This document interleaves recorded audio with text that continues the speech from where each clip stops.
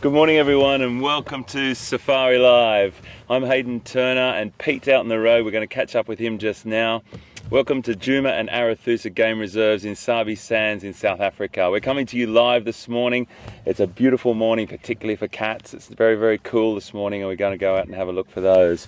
Some beautiful impala just over here. We had a great day yesterday and Pete just saw the most stunning leopard sighting yesterday afternoon. Really happy that we brought that to you, and we're going to go out and have a look for that again.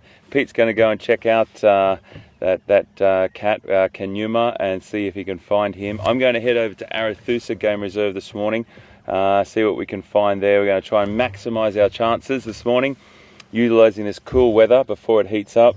There's lots of little impala running across here with their mums. You're probably going to see a couple just here. Look at this one here, running behind his mum. Just there. Fantastic. So we've got lots of babies dropping to the ground here. We've got zebras, wildebeest, impala, warthog. We've seen loads and loads of babies. So the summer rains are on their way, which is fantastic. The bush is looking beautiful. It's a magnificent morning here in Africa, and we're really happy to have you on board. If you've got any questions for us this morning, send them off to us at questions@wildearth.tv, or you can tweet us at #SafariLive. We'd be more than happy to answer as many as we possibly can, and we always try to get to as many as we can as the morning goes on.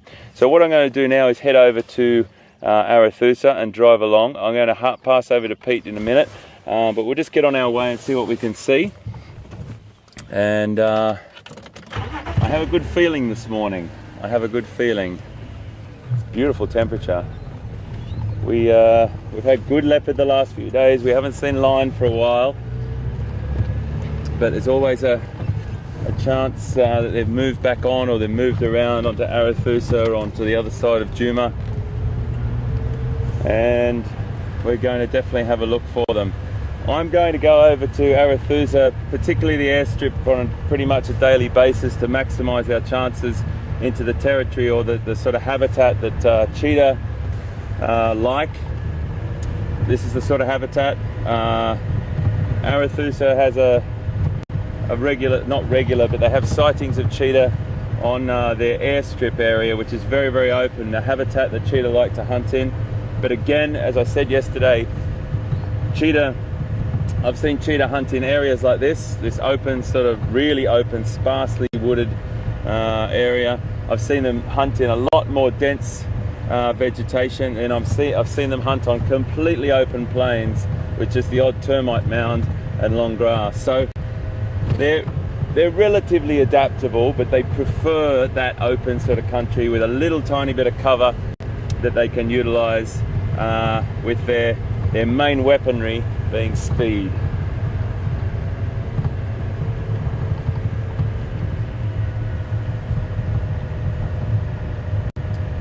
So it's beautiful and cool this morning, 18 degrees Celsius or centigrade and 64 degrees Fahrenheit. So we've got some great weather in our favor. And as I always say, when we go on a drive, we maximize our chances by utilizing this weather, looking for our predators now in this cooler weather. As it starts to heat up, they'll probably go for a bit more cover or go for a bit more shade or get out of that heat, and then we can sort of look for other things. But at the same time, you just don't know what happens. Anything can turn up at any time. There's no rhyme or reason sometimes. There's always exceptions to the rule, and I think that's what's so fantastic about going on a game drive, particularly when it's coming to you live. We can share that excitement with you. You give us great feedback. There's fantastic interaction that we have with you, and it helps us incredibly. It helps us to give sort of structure to our drive. It's great stuff. I think that's one of the most fantastic things about Safari Live, is working with you and having you all on board all over the world, and knowing that wherever you are, you might be in a cold place, in a warm place. It might be the early morning for you or the late evening. It just depends. Wherever you are, it's great to have you with us.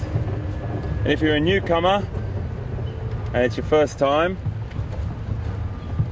please mind the bumps. We love having new people on board. We do have the odd hiccup, and most people that have been with us for a long time understand that those hiccups are inevitable in the topography and the location we're in. We do our utmost to bring you a live stream, but if we do have a little bit of a blackout or something occasionally, it's huge apologies from us, and we'll rectify it as soon as we can.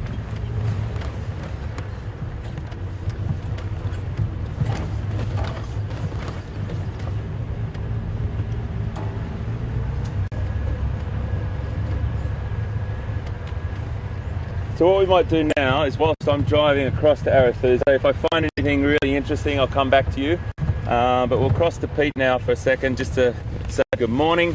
I'm sure he's still on a high from last night, from that interaction and encounter with Djuma, and he's going to say good morning to you now. I'll see you soon.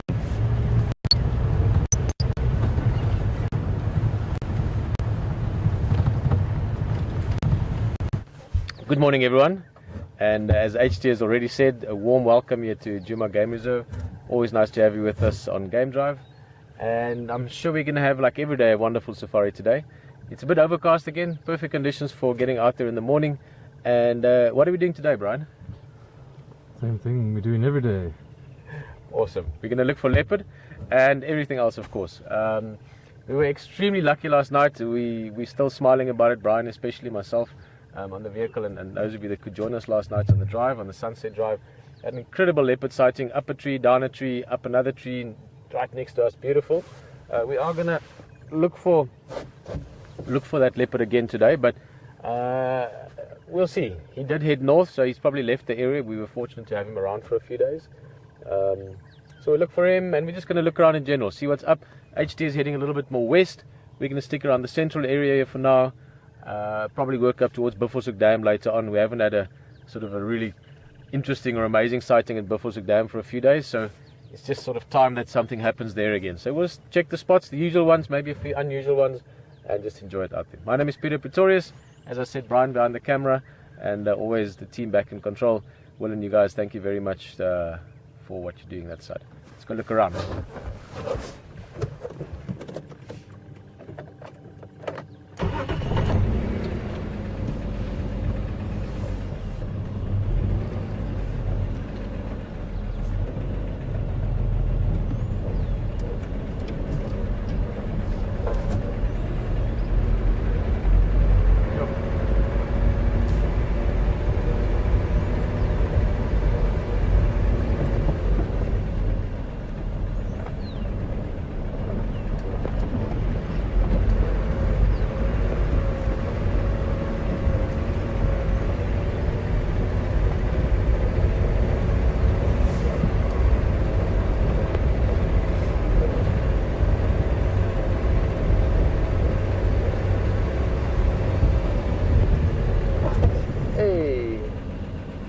This is good, very good.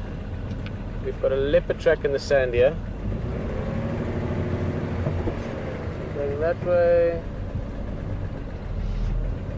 Jan, morning. I'm going to answer your elephant question just now, but let me just have a look at what's going on here.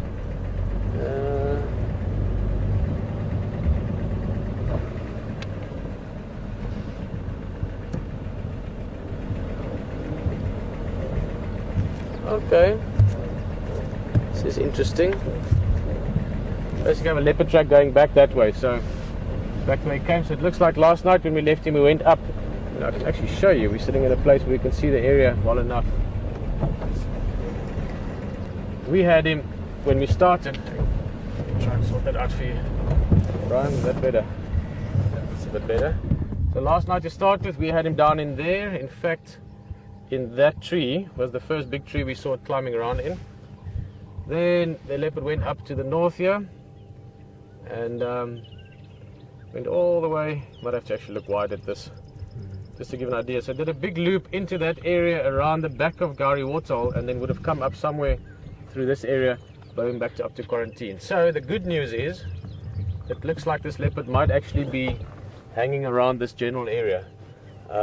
again, they would have grown up. Gauri Ortal would have been one of their key sort of places to grow up in as cubs. Gorilla likes hiding the cubs here when they, well, from very small up to 2 years old. So this is an area that he's extremely familiar with, so much so that his brother is actually named after this area. I think we can actually just sit for a little, just 1 minute, and just look around a little bit. This is the time of morning where there is lots of activity. This is a beautiful area. I don't hear any alarm calls of any sorts at the moment. Squirrels, francolins, you know, the usual suspects that can help us find things. While we look around, I see there's a fish eagle way down there. We'll get a better look at him as well. Quickly answer Jan's question. Unfortunately, yesterday, Jan couldn't get the answer. I think there were a couple of little glitches between, I think, London and the States mainly, with the feed. But Jan was asking, elephant bulls, do they go into must only when there's females around in estrus? Or it's females ready to mate, or is that a general condition? Jan, the bulls going into must has got nothing to do with a female being in estrus. Although a bull in must will go looking for females in estrus, but the two occurrences are separate to each other. And females in estrus will prefer a bull in must as opposed to a bull that's not in must. And other bulls will also treat the bull in must as dominant, even if they're smaller. So if there was a bull, let's say 40 years old, not in must, and a bull 30 years old, they don't really go into must much when they're younger. In must, that older bull, even though he might be bigger, will be submissive to the bigger bull, to the smaller bull who is in must. So there's a very important aspect of this with males as well. If elephant bulls were all competing for females all the time, all on the same level of testosterone or dominance or, you know, urgency, whichever you want to call it, then you'd have elephants fighting the whole time, and you'd have a lot of elephants dying. When they do clash, it can be quite a serious fight. So the must behavior is a way to sort out the male dominance as well, to an extent, where only bulls in must will be preferred by females, and bulls in must will be dominant to bulls not in must. And the older they get, the bigger they get, the longer they stay in must. So you might have a bull of 30 years old that goes into must. Well, the one bull we've got around here now is probably about 33, 34. And he might be in must for a month or 3 weeks or maybe 2 months, depending on the conditions and also depending on the competition from other males. But then you might have a bull of 45 who's in his physical peak, you know, big, very good condition, and he might be in must for 5 months or 6 months. And that gives him the better chance and the more opportunities to mate. So there is a really sort of well-organized sort of natural structure to it due to this. This is just such a nice place to sit and to listen a bit.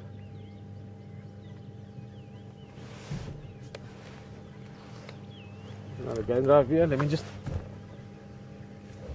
speak to Craig, yeah? I'm just gonna pull up to him.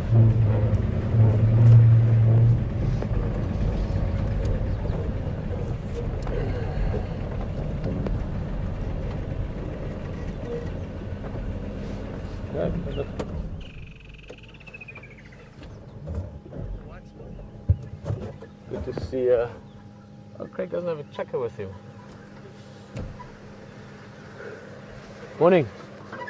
Morning, everyone. How's it going? Sorry, man, I heard you, but I was busy with saying good morning to my guests. So, no, there's some Ingrid just back there heading up. So you're gonna go follow up that side. Yeah, last night we had him down here, and then he went up north, and it looks like he came around the water up here. So we'll check on quarantine. Okay. How are you guys doing? Very good. Have you seen leopard yet? Yes. You have? You're lucky. Luckily you've got a good guide, eh? Yeah, it makes it much easier. Yeah, I think it's in Gala this morning. Yeah. I'm sure you'll find them. You've got buffelshoek. Yeah, there's a couple of stations up there already. Okay, you're going to go back this side. Yeah, I'm going to go down and then back around to quarantine. So you said you didn't see anything coming on the access? This morning, no. But we were travelling to get here, but I do look in the mornings. I didn't see anything specific. All right. I'll scoot up here and see what's around. That side. Cool. Cheers, guys. Enjoy your safari, yeah? Bye-bye.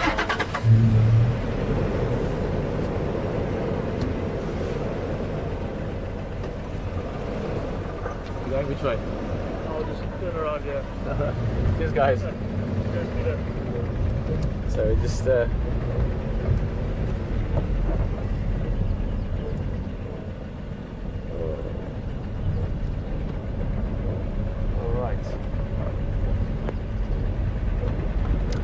Right, well, we've got Craig here as well. He's from one of the lodges a little bit further to the east. So he's also going to look around. Always good to have a couple more pairs of eyes. Always very good, especially the experienced eyes used to tracking and looking.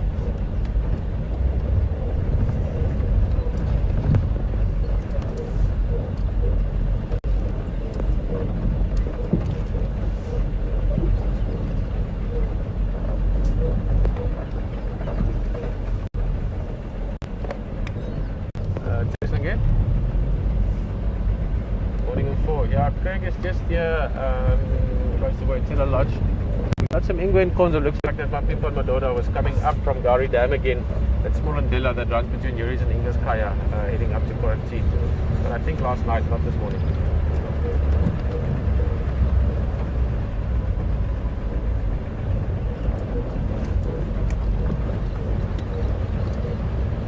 Yeah, same here. I could just hear the static breaking up. I couldn't copy what he's saying. But I know Ephraim was earlier going into Torchwood, heading towards Buffelshoek. And that was at about 5:45 So I'm guessing he would be northern Torchwood or southern Buffelshoek on the east, on the western side, eastern side of it.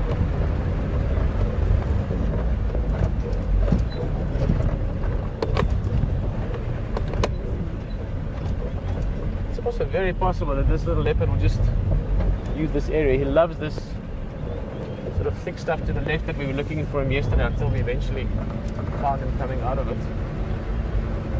Again, this is where they spent a lot of their, call it childhood if you want, their young years from soon after birth until now still.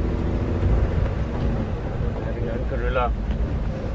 Karula is the female or the mother of those two boys. She just always used this area a lot. It's perfect habitat for keeping youngsters in.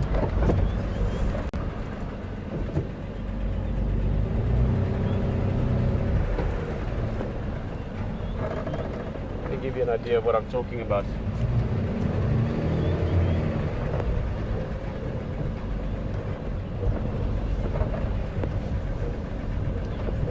Oh. Happy birthday, Grace. Happy birthday, Grace. Always nice to have birthday people on the vehicle. And we will look for giraffes. That's such a nice request for your birthday. If we find some, we will be making sure that they are birthday giraffe.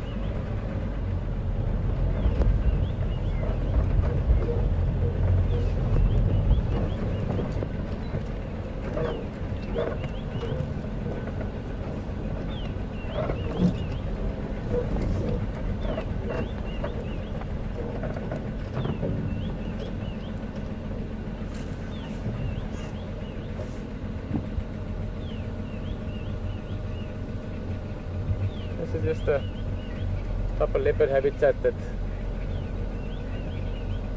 the leopards like. Big trees, we're right on this drainage line now, so it varies massively from just sort of 20 yards behind us. This one we can't get our noses. There's actually, yesterday only we discovered a little, I'm calling it the secret waterhole. There's a little secret waterhole just here. And from the bottom there I could see a place where you can get quite close at the top. And it's the perfect spot for a leopard like a Djuma to get his drink from, because it's clean water, it siphons through the sand there.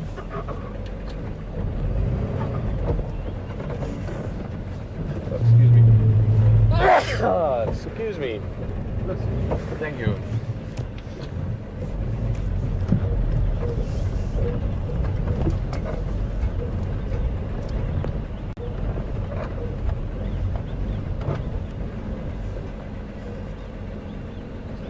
Very quick.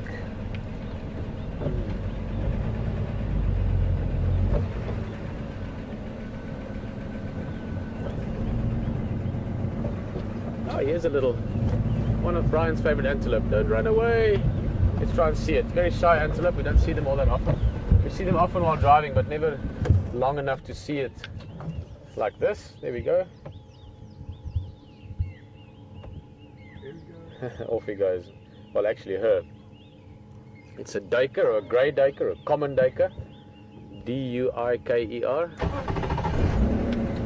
The two small antelope species here are duiker, and then even smaller than them, and a bit more red in colour, are the steenbok.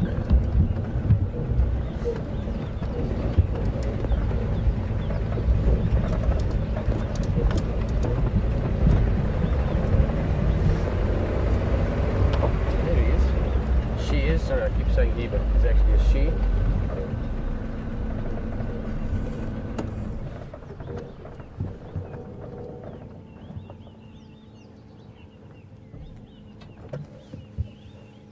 Got that very distinct sort of black or broad black mark down the middle of the, from the nose to the eyes. Little tiny mohawk. As I said, this is a female. If it was a male, it would have little straight sort of, looks like pins almost, two little horns.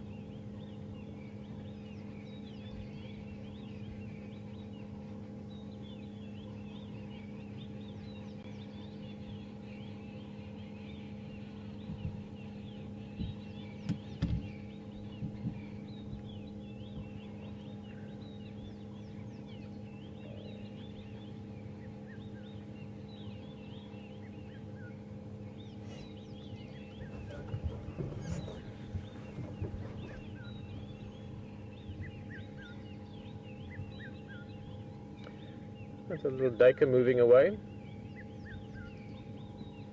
Look how easily they disappear. A little bit of brush and they're gone.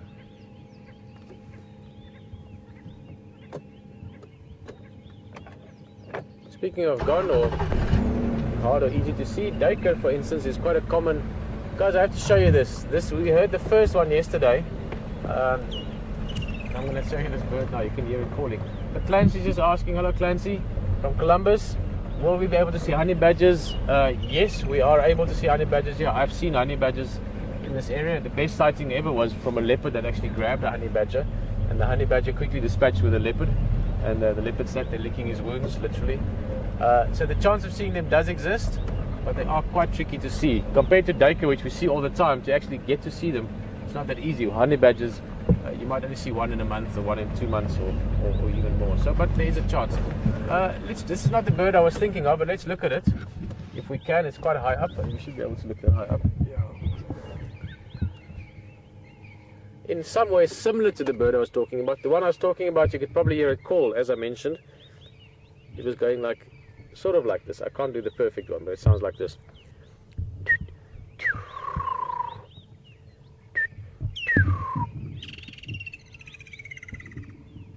There it goes.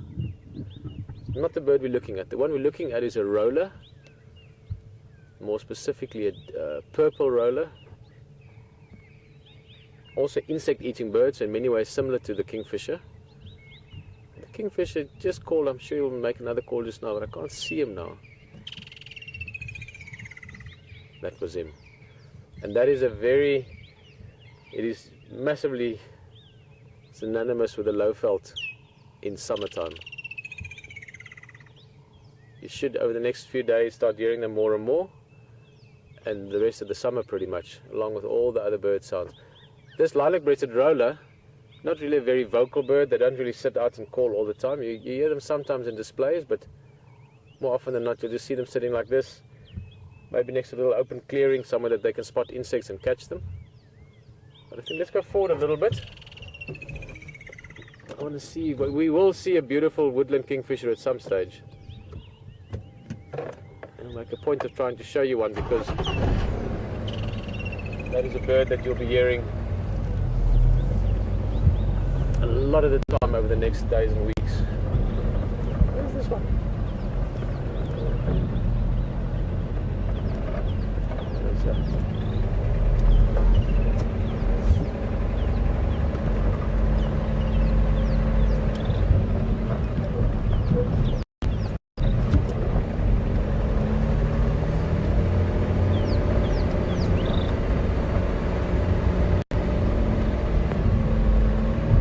Fantastic. Thank you all, and thank you all those vigilant wildlife watchers that spend time with us. And hello Karen, if you're still with us on the drive now, it really is a pleasure. I haven't actually had time to say hello to you properly since we've been down here. Karen has been part of the Wild Earth team in many ways for a long time. Nice to have you on the vehicle, and Karen and many others letting us know and also tweeting that at about 3 o'clock this morning, 0300, I like that, it's quite military, Will.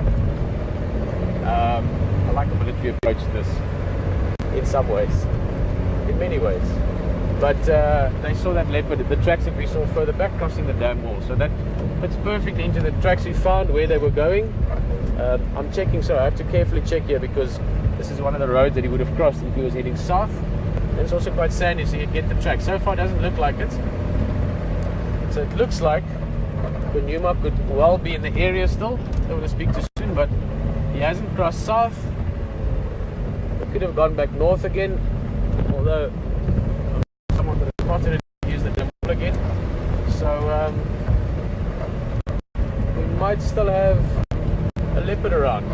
Also keep in mind we have lots of impala with babies on quarantine or starting to have the babies, wildebeest with a baby,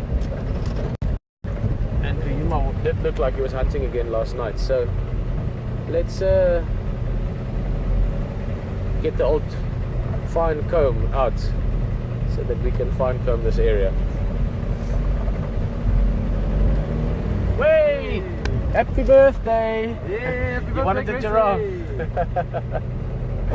Oh, and a big one and a small one. And a female. This looks like a happy family. Bulls don't stay with the herd where the calf is born in, but this does look like the traditional father, mother and baby.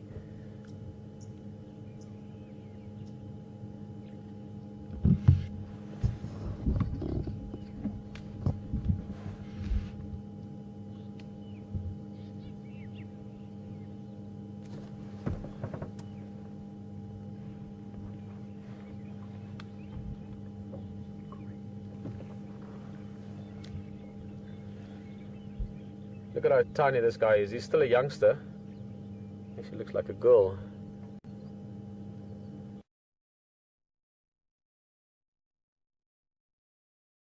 Female might be in estrus again. There's a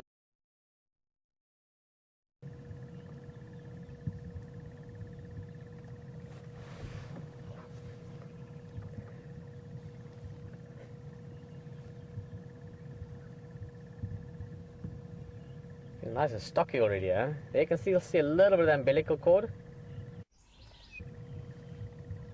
Just a little remains of it. It does dry out into almost like hard sinew. I'll still stick with probably older than a month old, but also very healthy condition. Let me just go forward slightly because I'd like you to see this clearly. I did see some interest from that male. Just sticking with the female, so this would suggest she could maybe be going into estrus already or starting to. And you can see him. Oh, that's cool.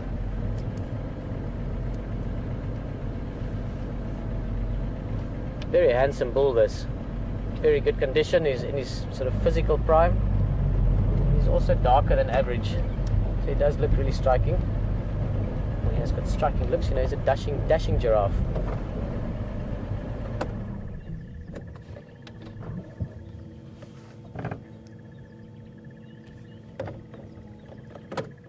See her smelling, and he should curl his lip up just now, but normally he will wait for her to urinate. If she urinates a little bit, he will do something that's called phlegmon. Phlegmon is something that many mammals do, and he can basically smell if she's ready to mate, or if she is ready in estrus, or if it's sort of not quite the time yet.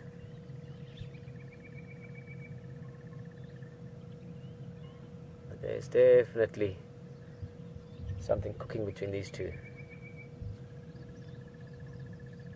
Beautiful female as well, very healthy. I would also say in a prime giraffe, live to about, depends on the conditions and where they are, but let's say sort of mid-20s, 24 to 28, that range.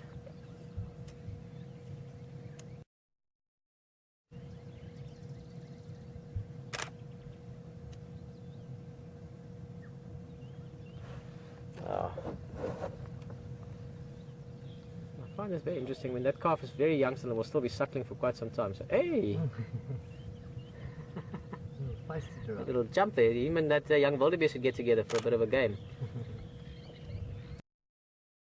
Having a bit of a look at us as well. That's awesome.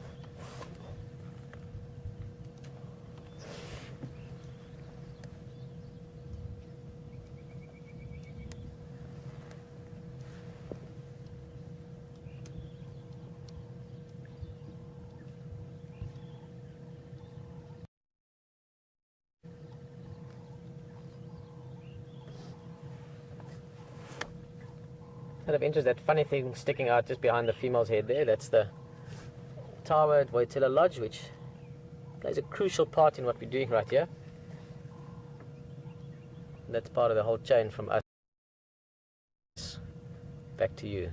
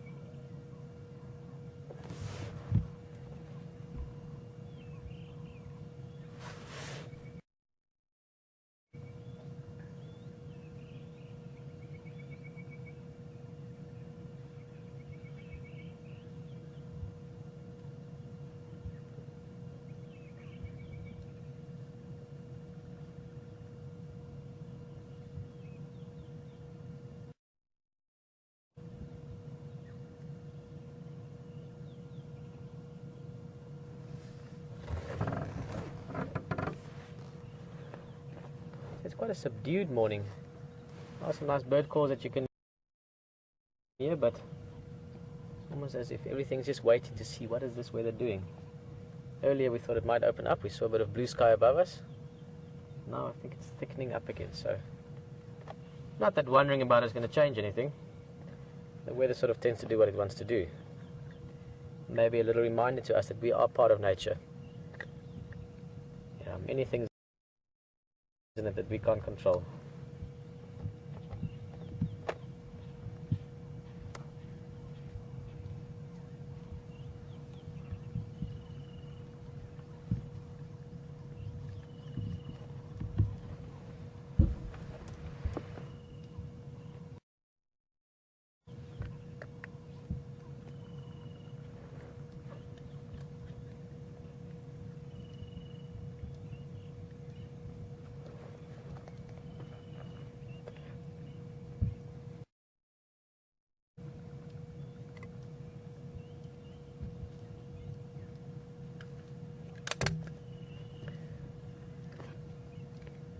I think this little family, for lack of a better description, as I said, they're not necessarily, in fact it's quite unlikely that that's the father of that calf.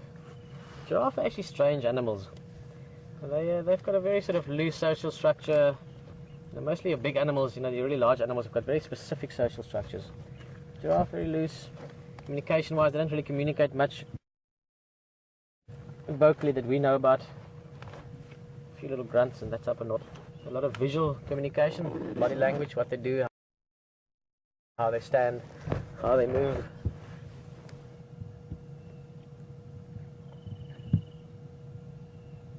I think let's continue on a little bit. They look like they're going to stick around, so in our sort of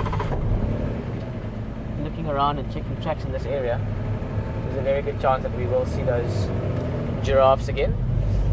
Going to continue on checking for the tracks, and we're going to slowly make our way back around that way, so we'll probably bump into... Hey! Didn't even see the vehicle there. There's Craig's vehicle. See the distance there. There they are, all the guys. They're also enjoying the giraffe.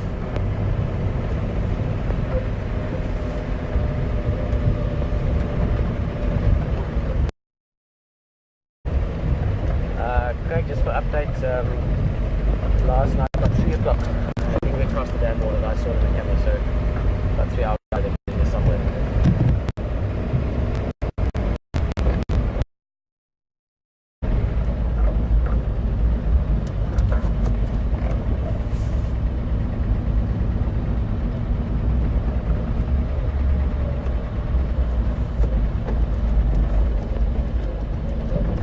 Yeah, the one sort of on the edge of quarantine. I don't think that's ever had a name, probably Quarantine West or something, but okay, yeah, no, we'll just keep looking around. Maybe went into that drainage line to the sort of north and west of the lodge again.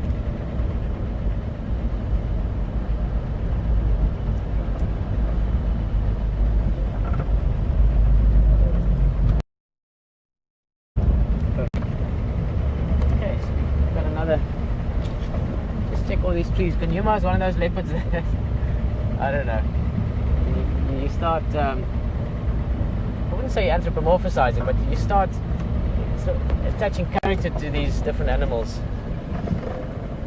There's his track. Going this way. Let me just see. Sorry guys, it's just here. Oh, let's double check. Just looking here, we've got tracks from last night from vehicles. That's one of the easiest ways to gauge the age of the track. And no. See, HT's vehicle tracks are over the leopard tracks. So these tracks are not from now.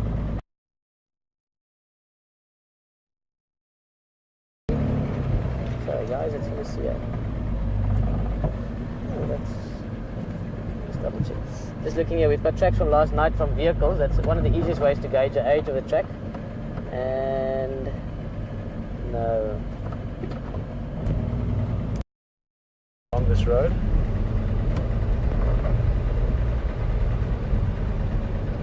So yeah, it's not anthropomorphizing. We're not attaching sort of human qualities to animals, but you definitely get to know the animals out here that you get to know on a sort of a fairly often, a regular basis, like Djuma, like Quarantine, like Karula. You do get eventually to know them having different personalities. They are different in their approach to vehicles, to other leopards, to them, to their surroundings, how they hunt, how they operate. There are small differences.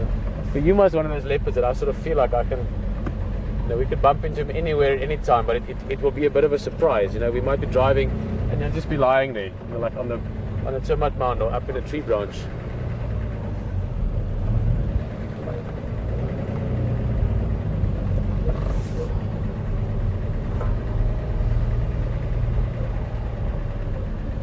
I sort of, for some reason, have a feeling that that's exactly what's going on today. He's going to be just here somewhere.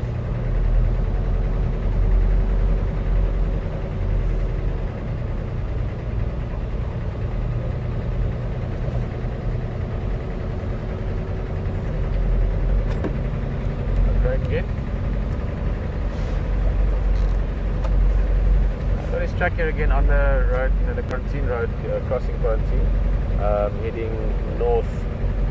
So it does look like he was crisscrossing around here last night.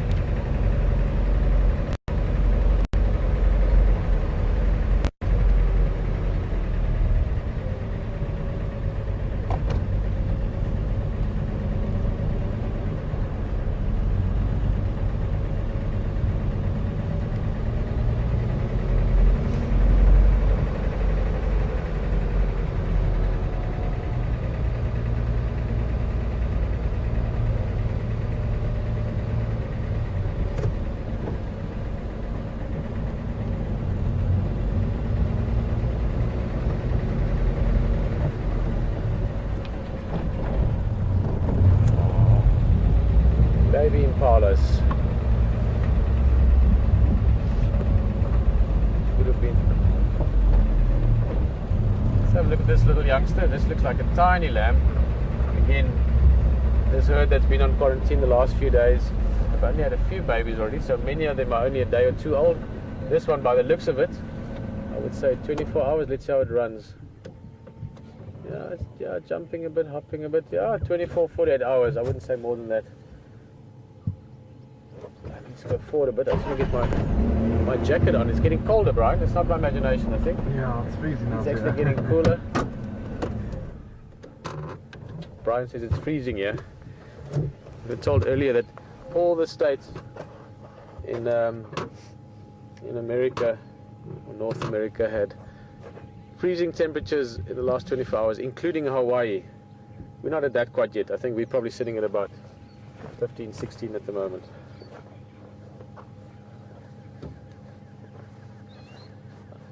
Okay, thank you, Will.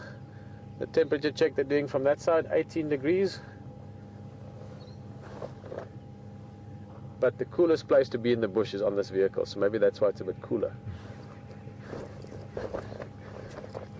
When we stop, it's actually pleasant, but just driving along, I think there's also the moisture in the air, so when you're moving, it's a bit, even though you're not sweating, there is a lot of moisture in the air, and it it's quite cool. And then of course, Brian, for some reason you get cold very easily.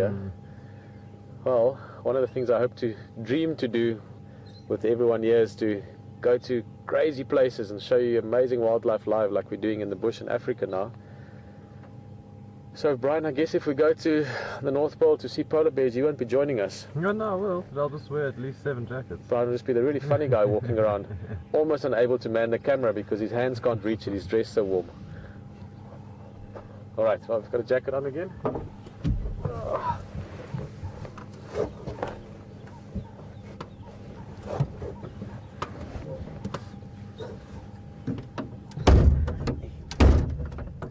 Sorry guys.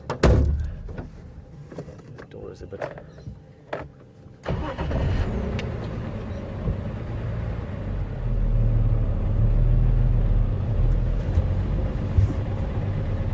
Sure, I was actually getting cold there.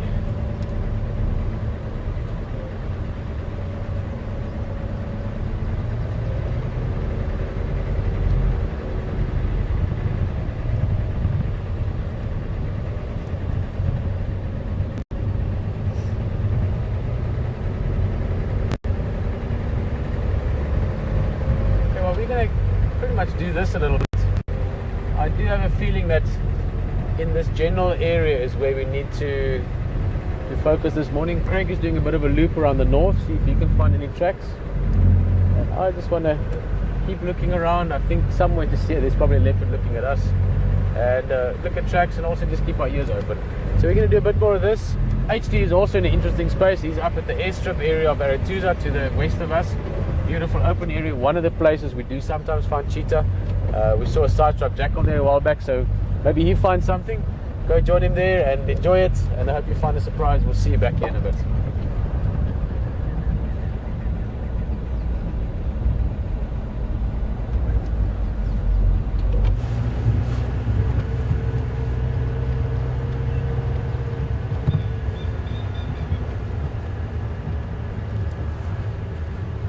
Well folks, we've just come over to Arathusa Reserve, and I like to just drive along this airstrip. I've heard stories of cheetah being seen in this area.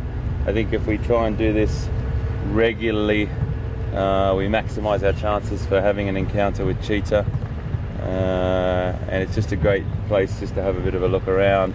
We'll also dip into these little roads. We just saw some old line tracks back there that were probably about 3 or 4 days old, but I think that was the pride that came through last week. But I think I can hear on the radio there's a lot of people looking for line this morning over on Djuma. We'll keep our eyes out always. It's just a matter of keeping on driving around and anticipating, or hopefully trying to figure out through the tracks and signs, the temperature, listening to the radio, and putting all the whole picture together, and hopefully we can find some predators. But it's not always about predators, it's always about other things as well. Everything fits into the ecosystem, as we always say. The environment's made up of loads of different flora and fauna, and we make sure that we have a look at as much as we possibly can on a drive. This area is a great habitat for cheetah. I'm not necessarily saying airstrips, but it's just this open area here on either side.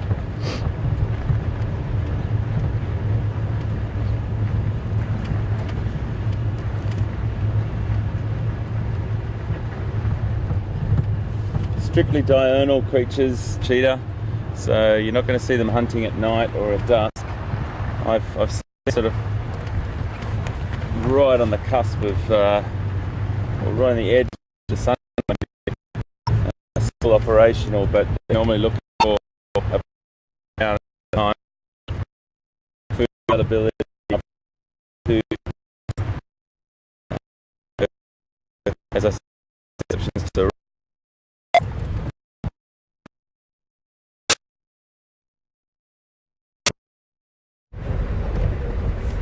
Ready? Alright, welcome back. We've not gone very far. I think HC was just disappearing a little bit there in terms of signal. Maybe just worthwhile mentioning again, I know that there's more and more people joining us for the first or maybe the second or third drive. Firstly, this is happening right now. This is live. There's literally no cutting or editing other than going from one vehicle to the next or explaining things as they go along. So if I was to drive into that deep trunk because I'm talking to you, not paying attention to the road, that would happen. And so that's a good thing to know. It's not only live, it's also interactive, so you're welcome to ask a question. You can tweet us, hashtag Safari Live. You can email to questions@wildearth.tv. We can answer a question or something if you like. And in order for me to go under this tree that the elephant had pushed over, we have just dipped the antenna, which is what I'm talking about, so give me a second.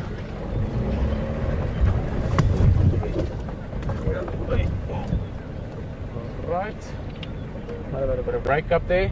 And in order to do all of this in the middle of the bush, we need some technology, obviously. And this travels a very long route, starting with whatever we're looking at and talking about, what you're sharing with us, and then going a bunch of different routes until it reaches you wherever you might be in the world. But the way I like to think of it, and this really is the way I think of it, in order for you to reach us. So this connection is actually not from us to you, it is a connection that we make available from you to us, so that you can come and join us here in the bush.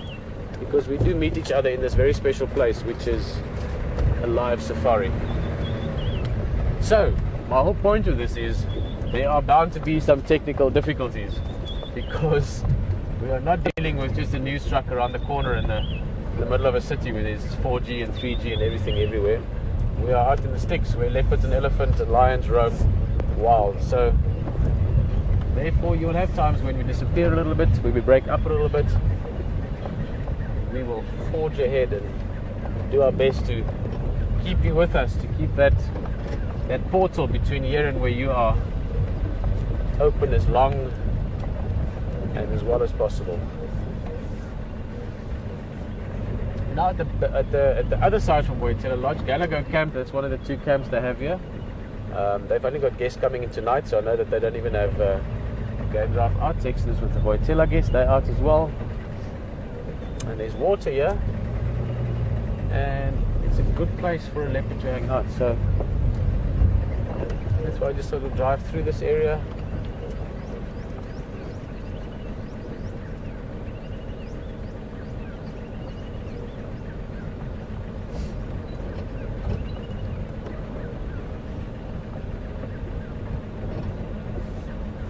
Hey, Mr. Drongo.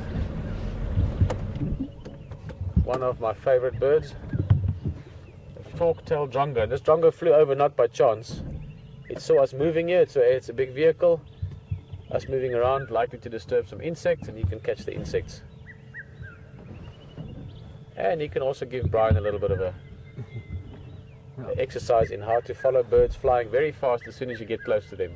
He's probably going to do so again any second.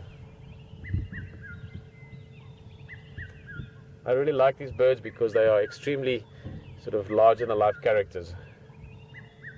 They'll take on anything. Eagles and cats, chase them off.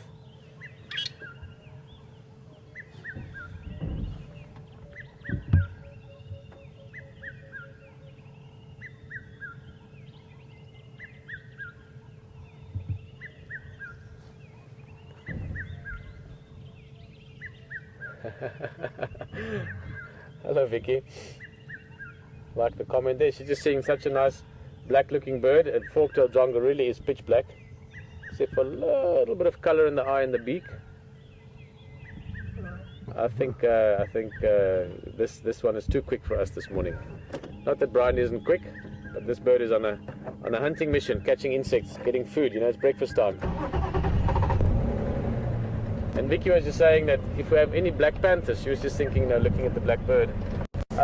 Well, we actually have them here. Black leopard, which would be equivalent to that. I mean, panther is just it's a different term if you want. You could refer to leopards or jaguars as panthers and not be all that wrong. And you do get them here. Not here, although theoretically you could get them here. But in Sabi Sands they'd be seen, and trust me, there'd be a lot of hype around it. But up in the mountains, Leidenberg Way, Mr. Will Fox, who's directing for us in the control room. Hey, mister. That might be a great view of him. Look at that. He spent a large amount of time and effort tracking and following and looking for them in the mountains. They are there, they are seen sometimes, they're more than just a myth, they do exist. But unfortunately in many parts of Africa, many parts of the world for that matter, large predators and certainly leopards have been hunted and chased and prosecuted to the point that you don't see them that easily anymore. And certainly for black panthers surviving somewhere in the mountains, not that easy to see them. That was a beautiful view of the Drongo.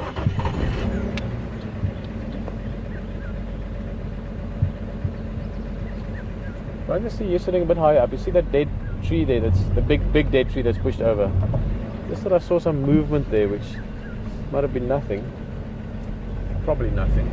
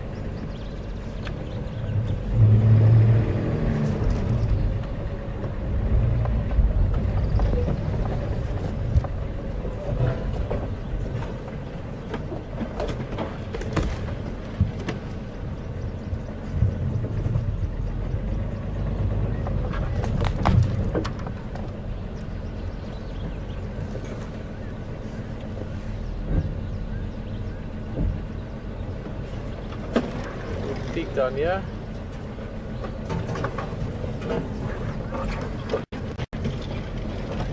One little track somewhere for indication where and what you might be up to. I know that there's a place. I used to do a lot of walking in here just because we stayed very close to the camp we stayed in. And just up here, I don't know if we'll actually get close enough for the car, but close enough to check it. There's a place that animals used to dig a little bit in the sand and you get one of those natural siege areas. It's got the good tasting water.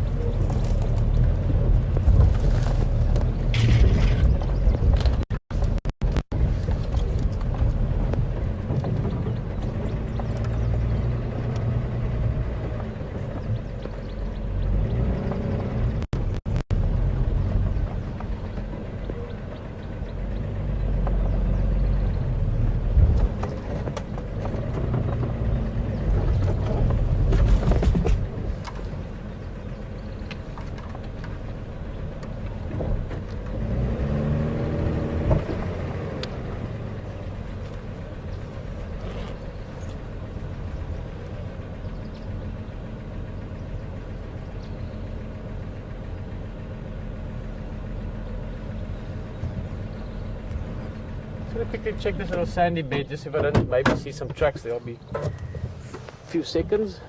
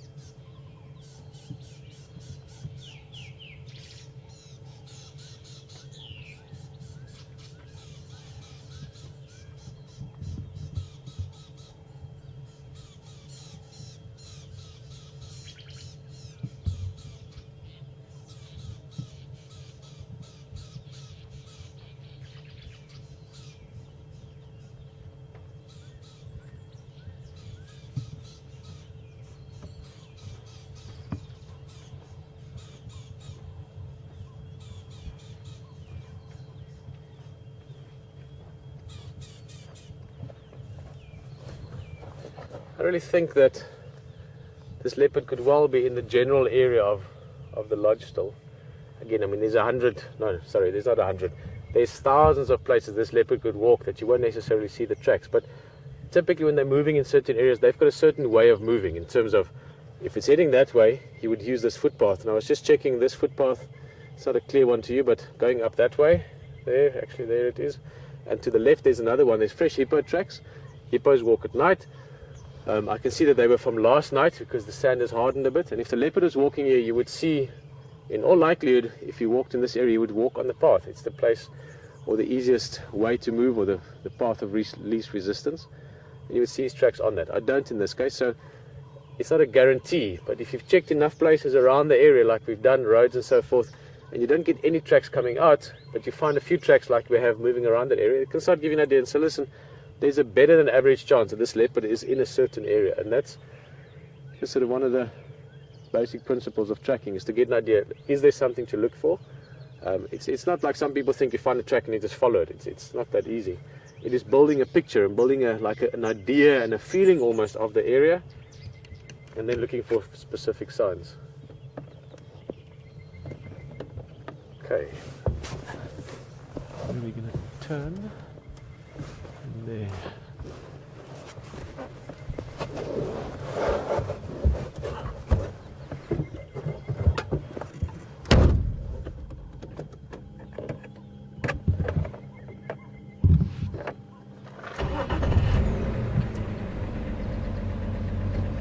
If you have a little bit of time today, I'll come and do a walk there.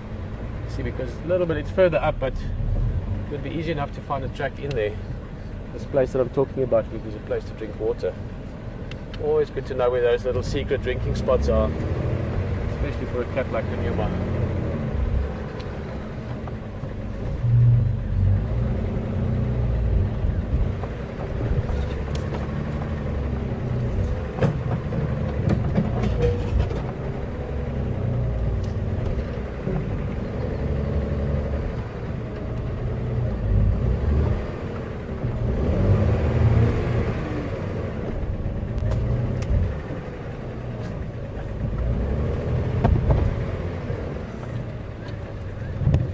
Natalie and Sarah, just thank you for your concern. They were a bit worried about me getting out there with a leopard in the area, or potentially in the area. Yeah, well, don't do this at home. And luckily I know that I can say this very safely to 99% of you, because it would be quite tricky for you to just jump out and look for a leopard on foot where you are. But no, don't do this at home, folks. I mean, I've done this for a very long time, way before I had any grey hair. Walking and tracking animals. In fact, your daughters were concerned for what was happening there. I don't know how old they are, but I've been in the bush since I was tiny, 2 years, 1 year old, 2 years old. Went camping and saw my first wild camping before I was almost too old to remember. I was about 2.5 years old. But it is safe, but you need to be very alert, you need to be very aware of your area that you're looking at, and know what you're about. Don't just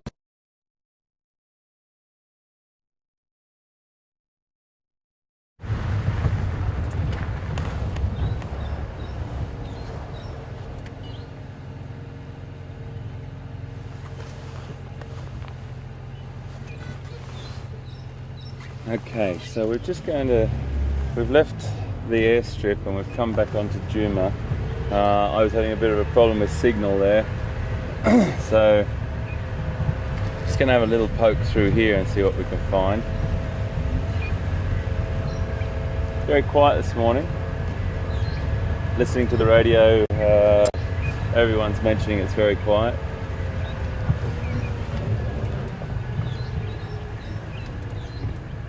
Just having a little look to see what the best possible route for me to just zigzag my way down through this area now.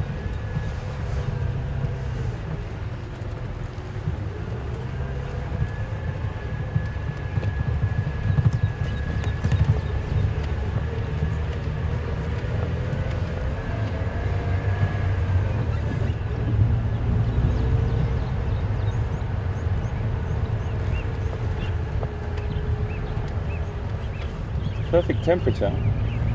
So that's just goes to show you that nature, you can't predict, you can't, there's no script.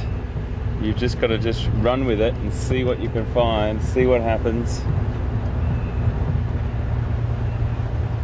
You have these really concentrated periods when you're driving that you see lion, leopard, wild dog all in sort of a week, and then you might have a quiet day, and that's absolutely fine too. It's just good to be out. Got some nice giraffe up here on the left, which we will definitely stop at because one of my favourite animals.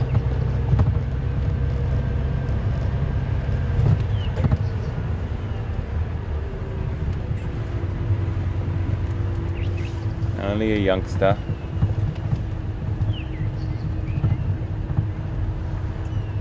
So we're just getting used to us now before we get any closer. We'll just try and just stop here and just have a little look-see.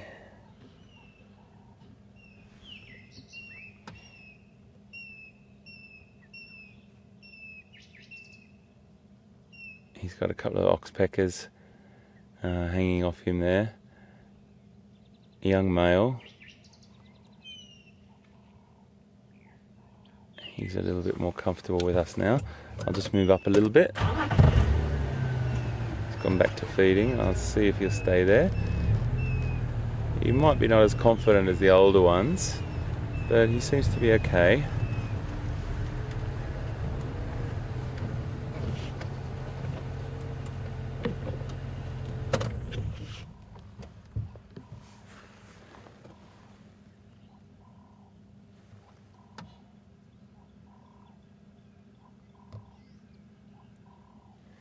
A little bit of a knock to one of his horns there, that left horn or the right horn to us, left to him. It's a little bit bent in there. And that can happen when they're young. You can get a little knock or something like that, and they just, before they're fused to the skull. He's probably only about 18 months old, and he's probably around with some others, but you can't see them at the moment, so he's a little bit anxious and not confident.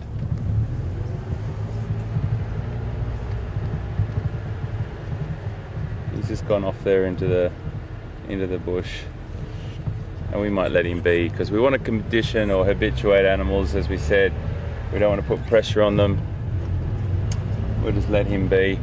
Those little encounters, ever so, little bit by little bit, every time he meets a vehicle, he will start to become more familiar and more confident and probably stay longer and just carry on feeding there.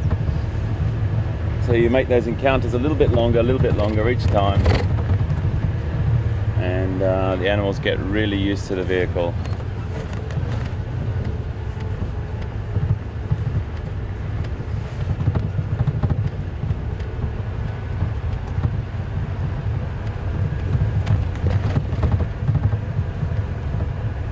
So it doesn't matter if you go around a few times in the same route, because we proved that on the first day. VM and I were sort of sticking to roads that we were trying to get familiar with, and we went round once, a big block, and then came back the second time when we found quarantine lying in that little cool area next to that little water point. So you can just carry on and keep maximising your chances. Now, just before I dropped out, when I was over at Arathusa there, I was just about to mention we've had quite a number of inquiries about the app that I'm using for birds. If you go onto iTunes and just have a bit of a look on there, if you type in birds of Southern Africa, you'll get a few different apps come up, and you'll see that the first sort of couple that come up are the most popular. Have a little look. There's a light version that you don't have to pay for, and you can have a little try of it, and then there's a version that you can buy as well. There's a couple of different apps. Just go and have a look there, and you'll see the top ones that come up, and it's definitely one of those top ones. And it's a great little tool to have on your smartphone or on your tablet or whatever to take out with you and get into birds. And I always say that about African birds, but always good. There's loads and loads of different apps out there that you can get your kids involved with for your hometown or your home country as well.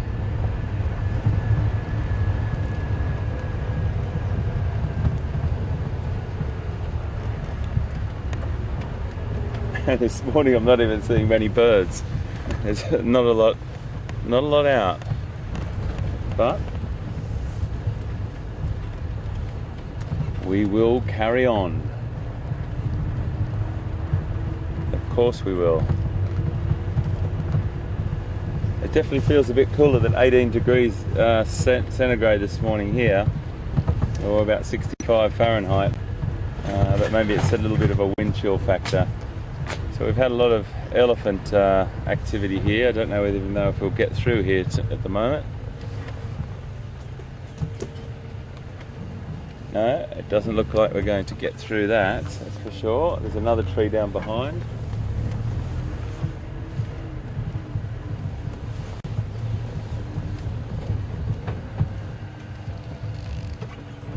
And just turn around here because we've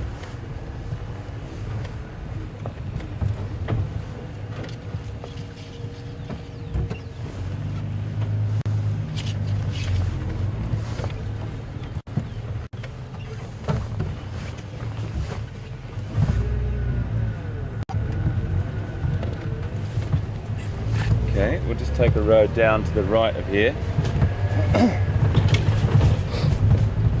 Excuse me.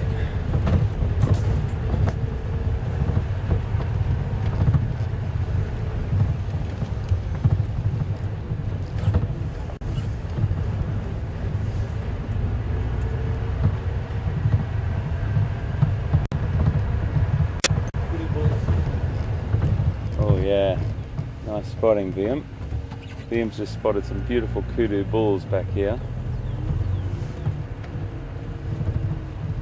Having a little bit of an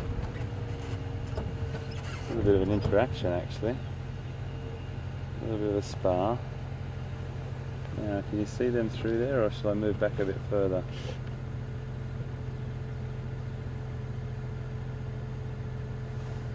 It's a little bit tricky to see, folks, but I just want to see if you can see.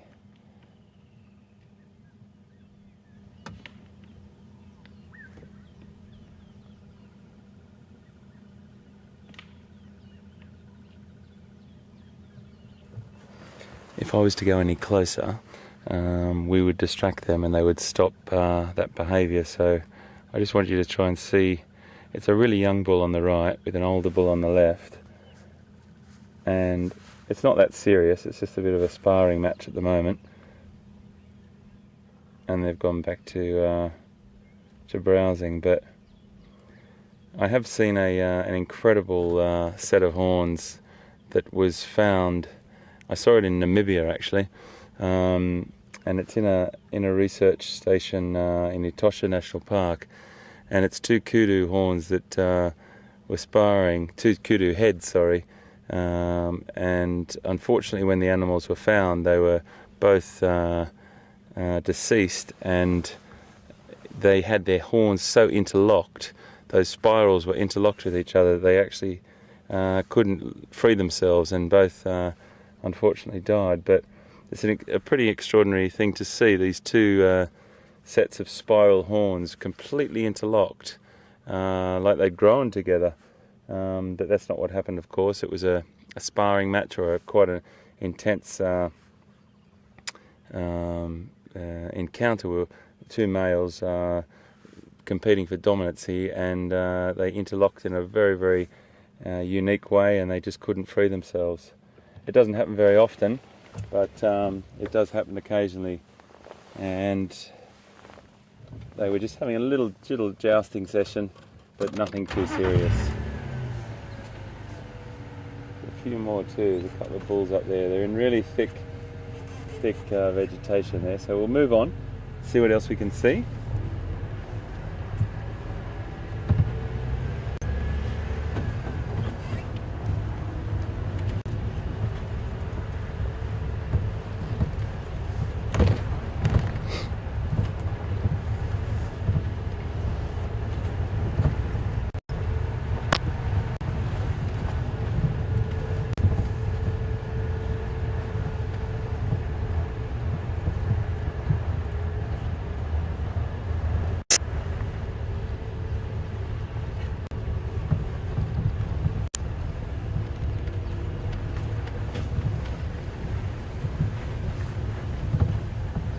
So, after all this, we've been on the road this morning for an hour and 15 minutes, and I haven't even introduced my dear cameraman on the back, VM, properly. I've mentioned him, but I haven't introduced him properly. If you've just joined us, I call him my eyes in the sky because he's sitting elevated above us, and VM has had some of the most fantastic spots in the last couple of weeks, particularly the Line Pride over on the other side of Djuma. So VM is with me this morning, and back in the control room, Alex, Peter and Will, and we've got a big team this morning. Some people coming in, working on everything, really putting a lot of time into technicals to try and get things straightened out.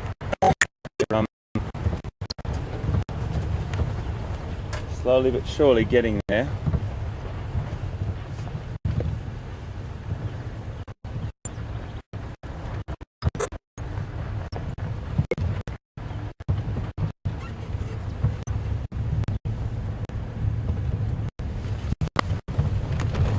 Sorry about the bumps, folks. Sorry, just wait.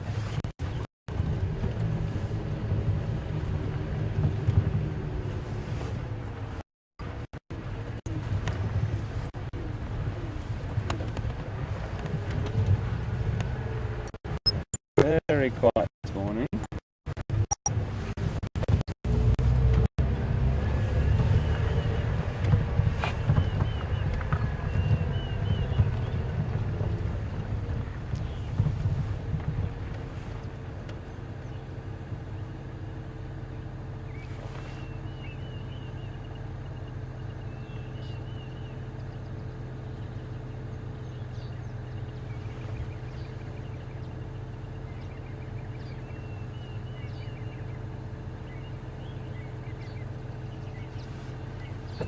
Okay, we'll just carry on.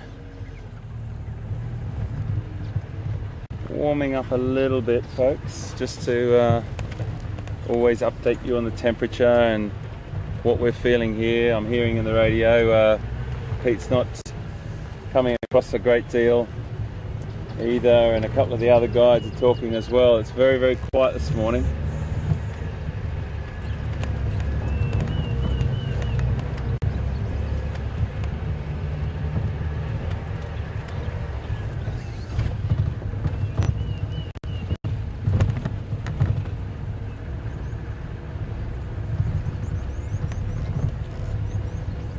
We just got a tweet from Rosie B. Thank you, Rosie, and welcome aboard. It's great to have you. And she would like to know if I've ever seen a black leopard, and the answer to that is no. I would love to see a black leopard. That melanism or the lack of colour pigment giving the animals that black sort of colour occurs in many different species, and I've never seen a black leopard. But funnily enough, Will, our operations director, he's definitely seen black leopard, and has a camp named after a black leopard. So they are around, but I've never seen one, and I'd really love to. I've seen a black duiker. That's any consolation. Small antelope that was black. A melanistic duiker I saw once, which was pretty unusual, I have to say. But no black leopard. So thanks for your question, and welcome aboard. Hope you're staying with us.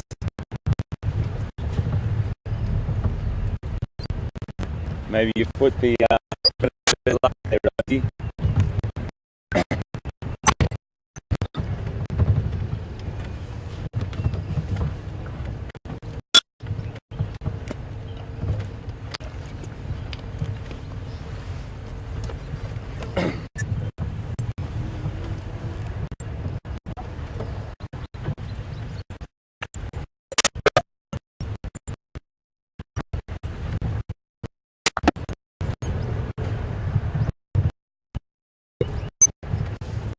Rosie, that's also one thing I have seen, which I found really unusual. was a zebra that had the most extraordinary markings that didn't even at all.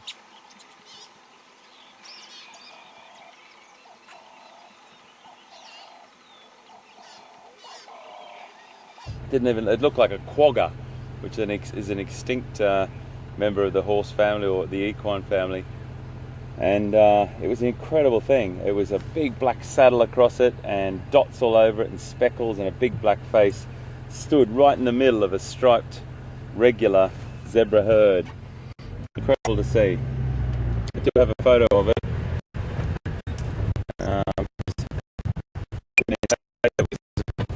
Really rare thing to see, but they do occur, and it's just a bit of a genetic mishmash that happens occasionally.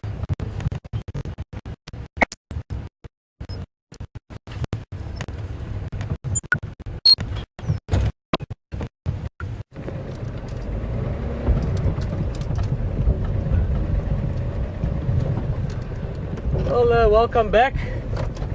We are just about. Let's close the door. We are back on. Okay, I know where we are. That's always good. See, there's a difference between lost and not knowing exactly where you are. We're back on the road here. Gallagher shortcut is just behind us. I was going to go to quarantine to just take that side, but I just heard Craig on the radio tell me that there's a bit of hippopotamus activity down at Gallagher Dam. Seems like 2 hippos are sort of playing around there a little bit. I'm just going to take the road back past the front of Gallagher Lodge, around the back of the drainage line and Google Road, and then go see what's going on at the waterhole, and then we'll go to quarantine after that and see if we can maybe see what happens further. You might remember this branch earlier. So we might disappear for 1 second only to dip the mast while we go through.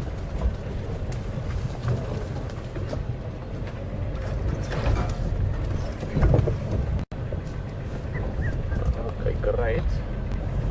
Alright, this tree must remember for next time. The reference.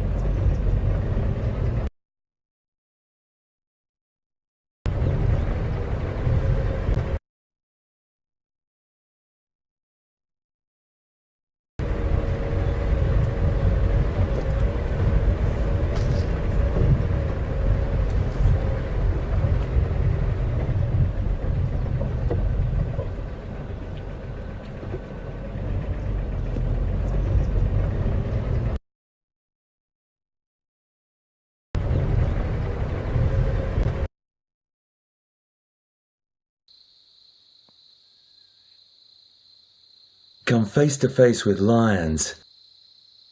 From savannah to thicker bush. Yellows with those nice stripy coats.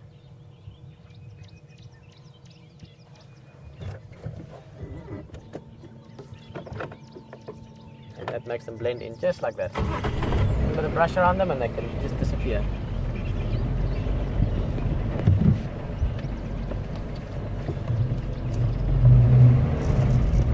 We'll be seeing more and more flowers and insects, as the name suggests, little hook thorns on them. So it's very important that you don't confuse the hook thorn bush and the toilet thorn bush, or the toilet paper bush, for obvious reasons. Weeping wattle, beautiful yellow flowers, and it's just nice to see sort of summer coming alive around us.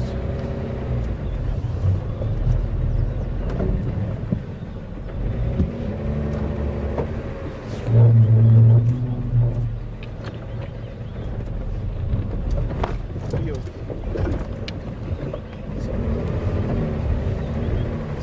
branches.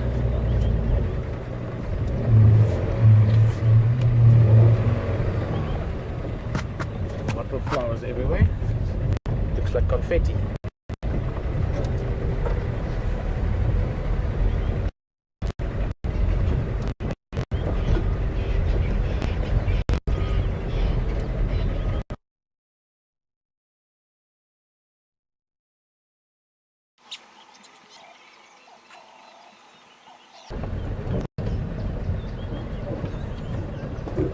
Okay guys, well, a little bit of a funny breakup bit there.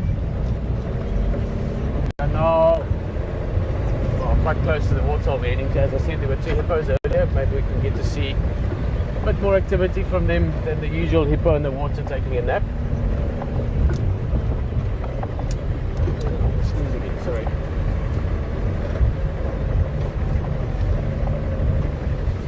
Excuse me.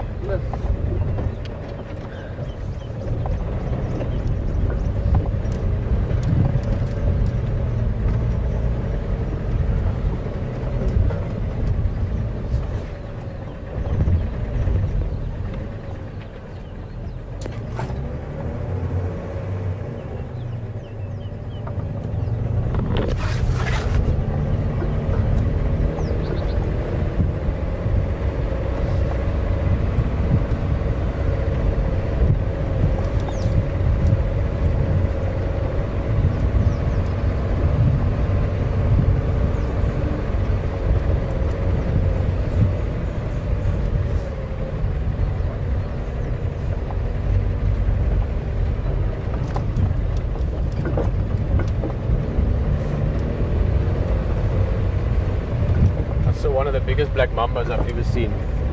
Just about 20 or 30 meters in that way on a walk, and it's a awesome snake to see. You talk about the different sort of rushes you can get out here. If you're walking on foot, you know, in a round circle.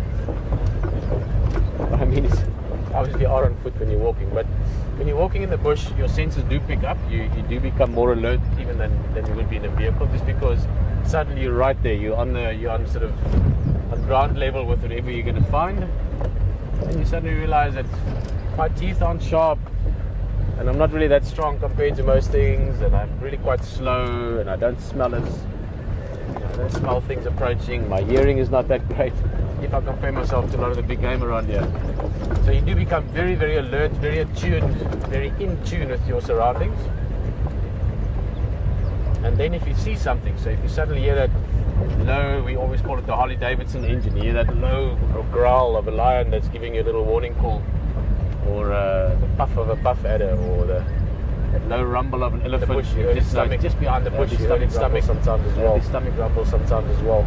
We know those things. Your awareness or your alertness shoots up. Awareness or your alertness just shoots up. The black mamba does that. And the black mamba does that almost like nothing else. We go through this dip. Okay, we go through this dip a little bit.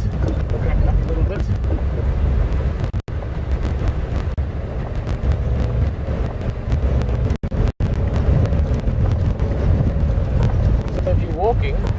If you're walking, certainly like in that case we saw black mamba. Luckily it wasn't very far. Black mamba. Luckily it wasn't very far. It was far enough away. Let's put it. It was far enough away. Probably about 5-6 meters. Probably about 5-6 meters or something like that.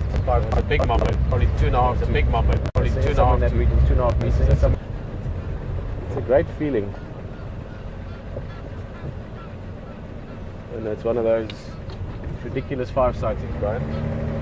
The log animal. You get that, and the Djuma animal, and the clump of grass animal, and so on.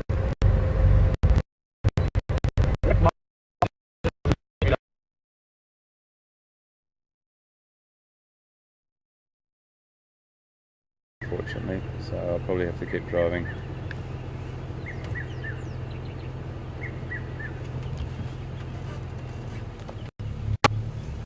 It's got a herd of bachelor herd buffalo, a couple of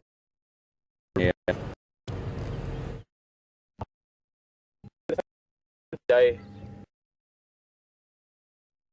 Really big boss on this one just through here. Have a look.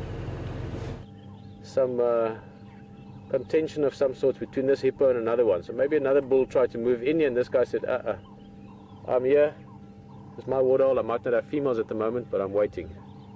Maybe he's trying to move in. Or maybe that's, yeah, he's the guy that wants to move in. Or maybe, I didn't see the interaction.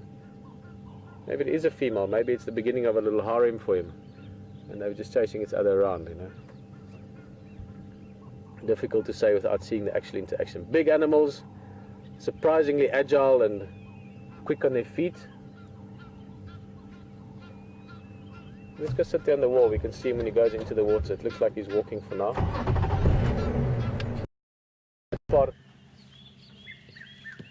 The boss is that middle part that we talk about all the time, and I just reiterate a few times, because it's nice to know what, if you've just joined us, what it means to say the boss. The boss is that bulbous sort of really thick part of the horns right above the skull, and it protects their skull, and it gets really, really big in some.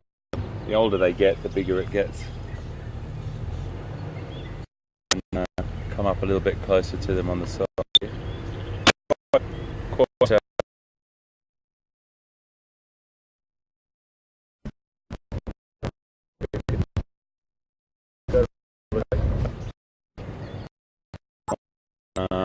Might come over to these guys here on the other side view.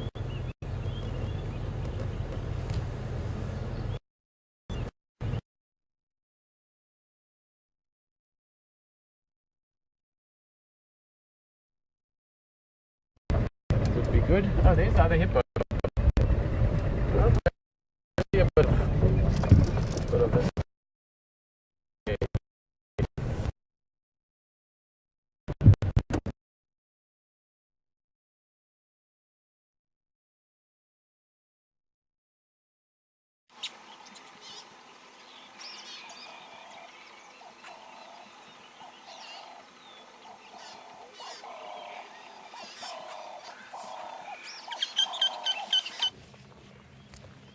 Big animals, really big animals, powerful, very, very strong, cow-like animals in the bovine family, but powerhouse of muscle, and those incredible horns that are their main weaponry, as is their social structure and their ability to, or their sort of reputation for looking after each other. They will turn around if there's an animal being attacked by a lion, one of its group members or its herd members. They'll band together, and most people I think have probably seen some of that footage in their time, but if you haven't, there will be a situation where a predator, more than likely lion, will be taking on a particular individual within their herd, and it could be only a group of about 6 animals, or it could be a group of 60 to 100, and normally the whole herd will turn around and take on the lions. Just depends on the situation, of course.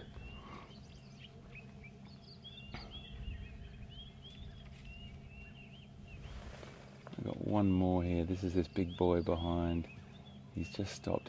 This is a really fantastic portrait of a buffalo. That's what you see when you're walking through the bush. And that is something you don't necessarily want to get too close to when you're walking in the bush. But that is the classic pose, those horns and that massive boss looking over the top of a shrub at you, and that's when you back away.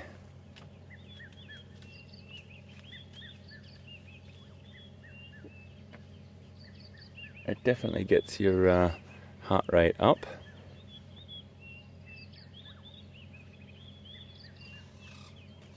And I just want to also say, you know, walking through the bush is something that I talk about often, but when I say that, it's only when we're walking through on a professional level, and you never go off walking in the African bush by yourself unless you're with a professional trails guide, or you're in an area that you know is safe from large predators and particularly buffalo, elephant.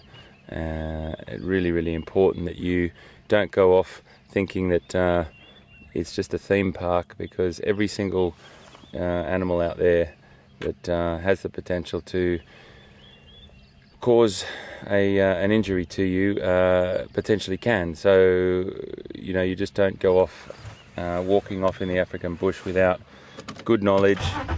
Knowledge is king, and have a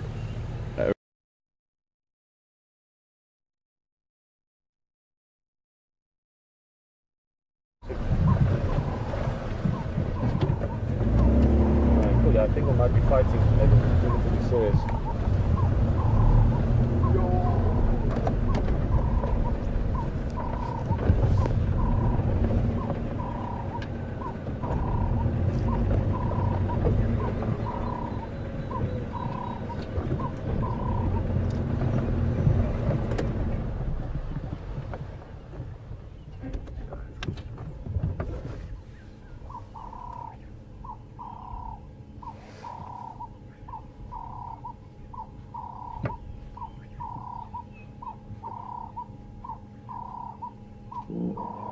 Guys, very interesting behavior that's going on here. Also sounds that I've never heard from hippos before. These guys are actually fighting. And it's difficult to see them here. I don't want to interfere.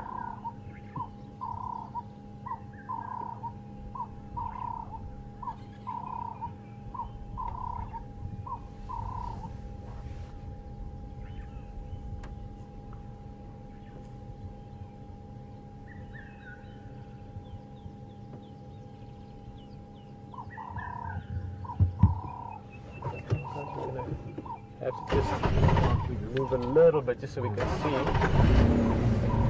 Don't want to disturb them, so I want to move as little as possible, but the other one's gone into the depth. So I think on the wall there, should be able to see a bit more.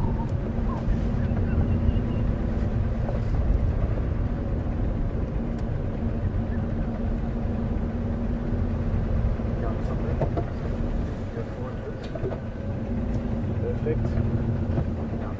Then we can see both. Seem to be avoiding each other now if possible, but that one is actually bleeding quite a bit off the shoulder and the chest. The one walking away there is just disappearing.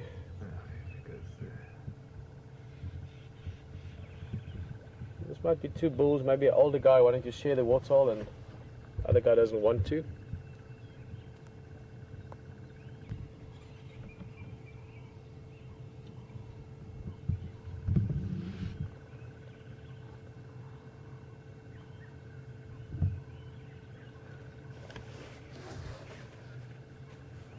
See what they get up to.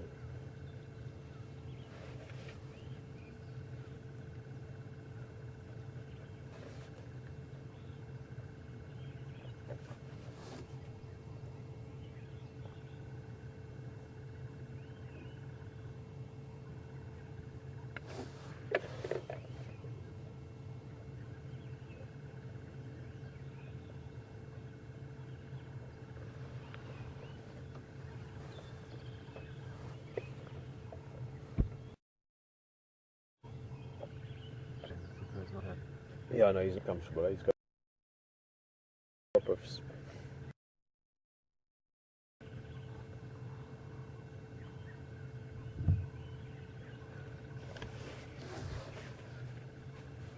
See what they get up to.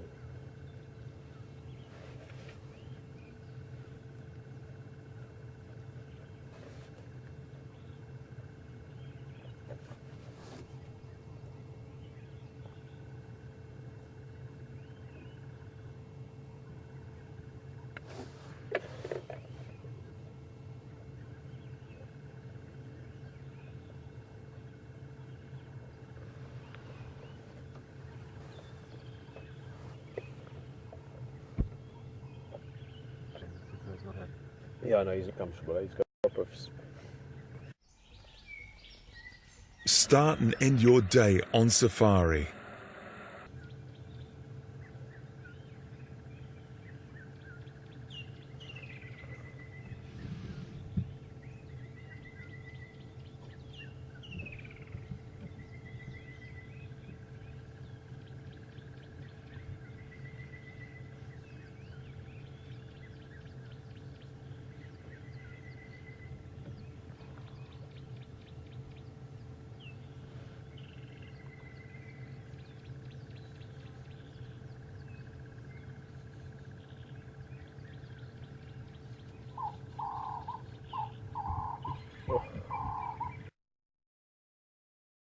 I'm not sure if these are old wounds as well. This is not just from this other bull. This is not just from the fight this morning. I've got a strong feeling this hippo got ousted maybe out of one of the bigger waterholes in the area somewhere by another bull.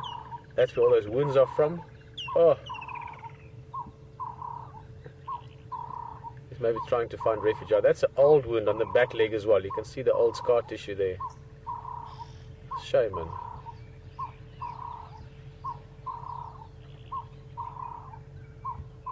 Unfortunately, that's the sad reality of especially male animals that are dominant or that are territorial.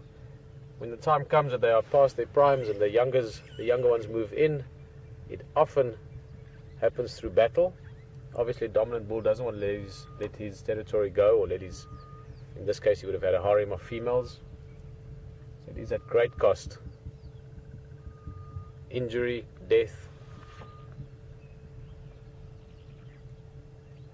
Have to keep an eye on this hippo and see where he goes. He might stick around, although I think he got the clear message from this other hippo that he's going to get resistance if he stays here. So maybe he's moving on, looking for another waterhole. Maybe we find him on Treehouse Dam later today or tomorrow. It would also be interesting to see what happens with this guy as he loses more condition, which will happen. Lions in this area don't typically hunt hippo, but the Djuma pride that we see quite often, they are very, very capable of hunting buffalo, which are easily as dangerous as hippo. So that's something to put in the back of our minds. They might take this guy on. If he loses enough condition and he deteriorates and he becomes weaker, lions or predators are very, very good at spotting weakness. And if they do bump into him, they might try and hunt him.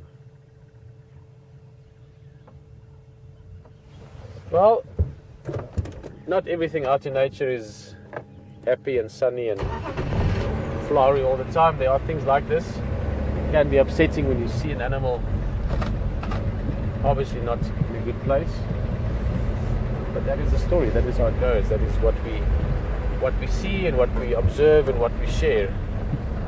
The elation and the happiness we find on certain things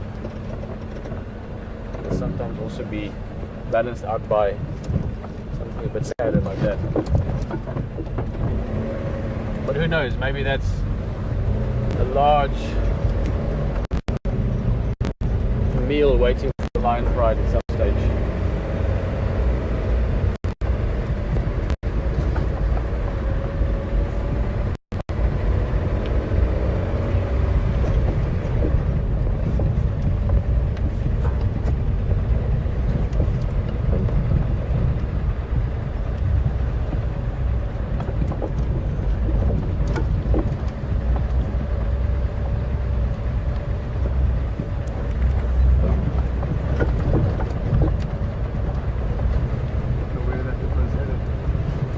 He's heading up to quarantine, but again, it depends on if he knows the area. Brian's just asking where that hippo is going. The general area, I mean, the next waterhole is Treehouse Dam, which there is also a hippo that lives there. But in this area, because we don't have a big permanent river or a massive, big lake or dam, these hippos do move around between different waterholes. So one hippo that's in Gari Dam today might be in Treehouse Dam tomorrow. So we'll keep an eye out for that guy. He might just keep on going south to the Sand River or something as well. They can walk, hippos can walk very far, hundreds of kilometers quite easily if they need to.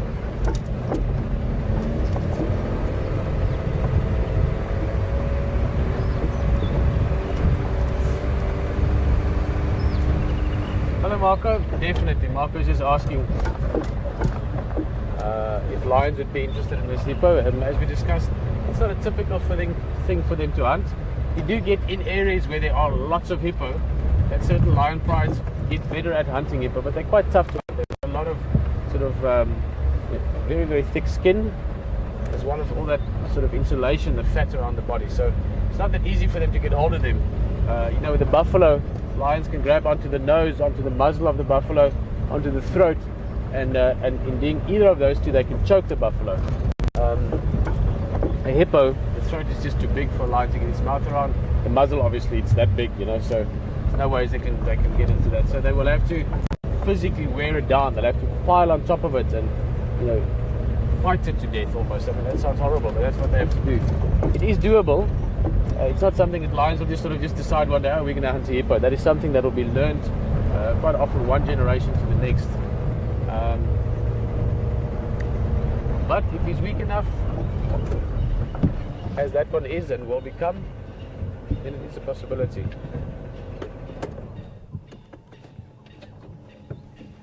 Beautiful Nyala female.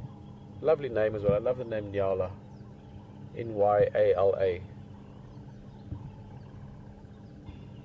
Probably the most sort of deer-like antelope, if you want, in looks. Not deer. We don't get deer in Africa. You only get the antelopes, animals with those fixed horns, where the horns are actually part of the skull, as opposed to deer that have the horns that grow seasonally. My tongue getting twisted up there. I just love these antelope. Very, very poised. The way they move is beautiful, dainty, precise with their feet. Quiet.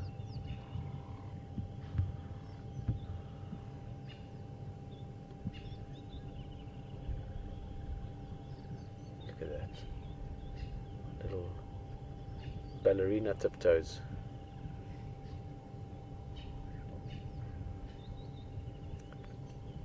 Now the youngster coming as well. They two sort of at the end of the herd, catching up to the rest of the group. Oh, there's another one. Quite a few of them coming. Just love how they move. Hello. Massive ears. They've got excellent hearing, exceptional hearing, great smell, great eyesight.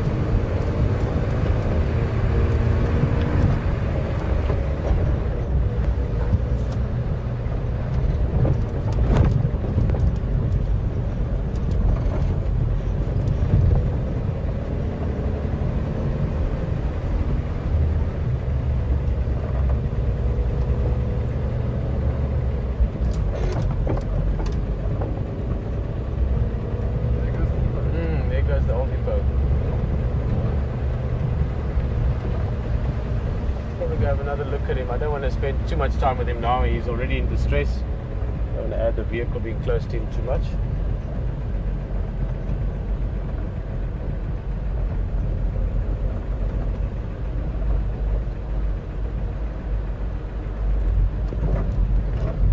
Well, let's give Brian a quick challenge before we go to HT's vehicle.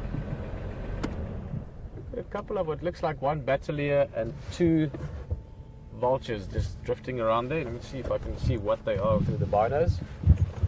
Let's have a quick look at them. One looks like a vulture. Brian's going to try and show you. They are a little bit far away, Brian. Maybe it's too far, huh? Oh, there you can see it. Eagle eyes up in the air. I wish we could see what they see. Amazing eyesight, and obviously that visual point would be brilliant for them. But from the soaring birds, we're going to join HT a little bit in his vehicle, and we'll see you back this side again in a short while.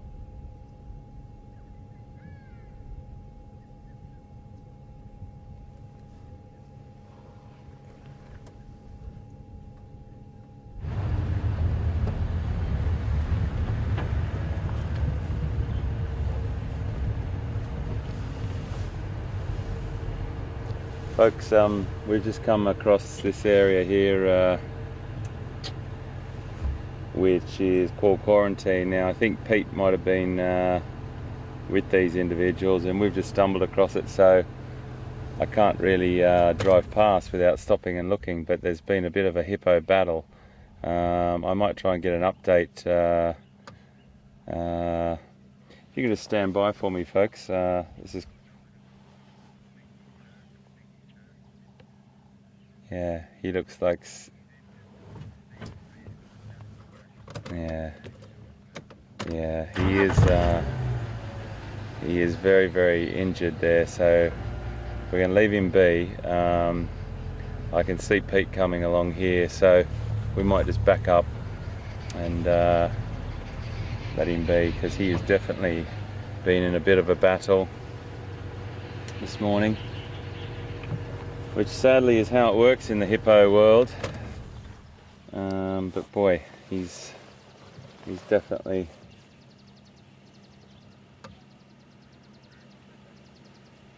been knocked about.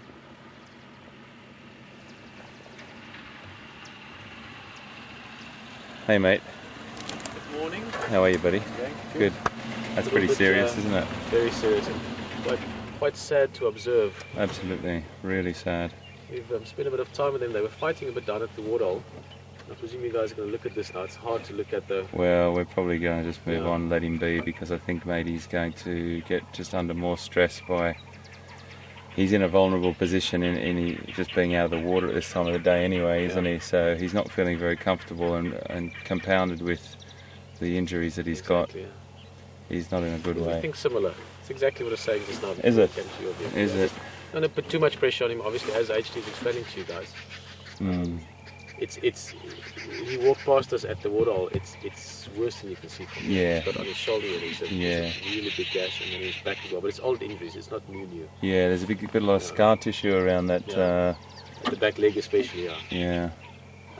But this other bull put a lot of pressure on him. We saw some of it, just to give you a catch up from what we experienced at the waterhole. Definite clear indication from the bull that is in Gowrie waterhole that he doesn't want him around. So he's probably an old guy, got kicked out, injured in the process, and he's at that sort of sad last part of... Yeah, he's definitely in a... He's been... he's an old boy. You can see by his injuries just on his spinal column as well. Is quite exposed, and you do see that, folks, when you get an older animal that is sort of getting to the end of its time. The spinal column and the hips and everything will be more prominent, won't they? He's old and he's got lots of scars. I mean, he's been, we can look at the upside. He's had a great full life. Many hippos running around with his genes. Oh, absolutely, around their absolutely. Body, so. But he's bit quiet this morning, mate. Yeah, a little bit quiet. We had leopard tracks, and it's worth your while just to know we had the tracks. That little track that goes down to Gowrie Waterhole. We had the tracks there, we had the tracks on here as well coming this way. We didn't find tracks leaving to the south or the north, which is, obviously doesn't mean he could have left, but I've got a strong feeling that Djuma is still somewhere around. So just need a little bit of luck. Okay, we're just going to have a little poke around in enjoy, and then obviously lovely giraffe, which I'm sure you enjoy. Yeah, well, you've had a nice little encounter with him this morning, haven't you? Absolutely. Tiny little guy. Yeah, just lying down over there. And I think we're going to leave this area just for the simple reason, folks, just to give this hippo some space. I'm going to say cheers. All right, mate. I'll see you later, mate. Take care. See you later, Bright. Enjoy it. Cheers, mate. Yeah, really sad, folks. Hippo dominancy is an incredibly vicious sort of state of affairs, and he's not in a good way. So we're just going to let him be and go off and do what he needs to do. But he's in a very, very bad way. But he's an old animal, and we'll just let him be. Got loads of scar tissue on him, loads of battle scars.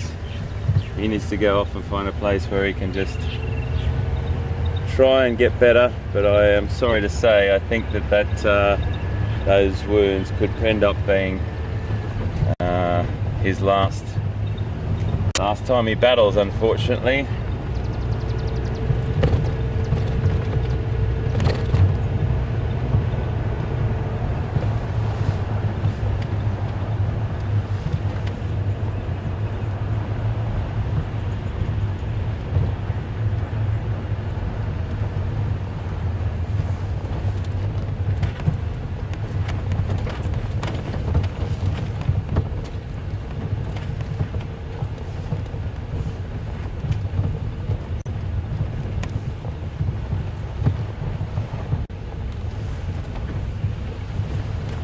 We just had a message from Wingnut, and Wingnut has contacted us before, and hi there. I'm not sure. Not sure if it's a man or a woman, but hi to you both. It's really lovely to have you on board again, and you've sent some really interesting questions before, and this is another one, and I thank you for it because it's a tricky one. Wingnut's asking if am I saddened by what I see when I see an animal like that. So I'll answer the first part of it. My answer to that is yes, of course. Any animal in distress, it evokes emotion in you in a way. We are a primate that has this incredible ability to empathize, which meaning that, you know, we feel for other creatures. We feel their pain. We share their pain. You know, it probably comes into our lives a little bit more with our pets when we get really attached to our pets. You know, dogs, cats, birds, whatever it may be. If we see them in stress or behaving abnormally, we have a tendency to empathize with their pain, and it upsets us. So obviously, a hippopotamus is a little bit different to my pets, but at the same time, you know for a fact that the animal is not showing natural behavior, because I've worked with hippopotamus for many years, particularly in captivity, and you know what's natural behavior, and you know when they're stressed. And that is a stressed animal. At this time of the day, he would be naturally in the water. Very sensitive skin, as I'm sure everyone knows, and they spend majority of their daylight hours in the water and only come out to graze in the cooler hours of the evening through to the early morning hours. So for him to be out at this time of the day means that he's been displaced from a territory or a zone that he shouldn't have been in. He's come up against a bull, another hippopotamus bull that is stronger than him. He's past his prime, and unfortunately the injuries that he had inflicted on him are potentially, and I would pretty much guarantee, life-threatening. So that's the first thing. So yes, I do feel awful when I see things like that, even though it's the natural world. It's the natural world, and that's how it is. It's raw, it's real, it's honest, and sometimes it might seem cruel to us, but that's our perception of cruel. It's the way it is, and as Pete just said then, you do have a bull there that's probably sired many another hippopotamus. So that side of it, I have to be able to have a gate in my brain that sort of shuts and says, well, that's just the way it is. The second part to your question, Wingnut, was am I tempted to help? And a very, very categorical, clear answer, and the answer to that is no. I'm never tempted to help because I know that it's the natural world. The only time I would ever help or assist an animal that hasn't inflicted an injury, has an injury inflicted upon it, would be if it was from a human situation.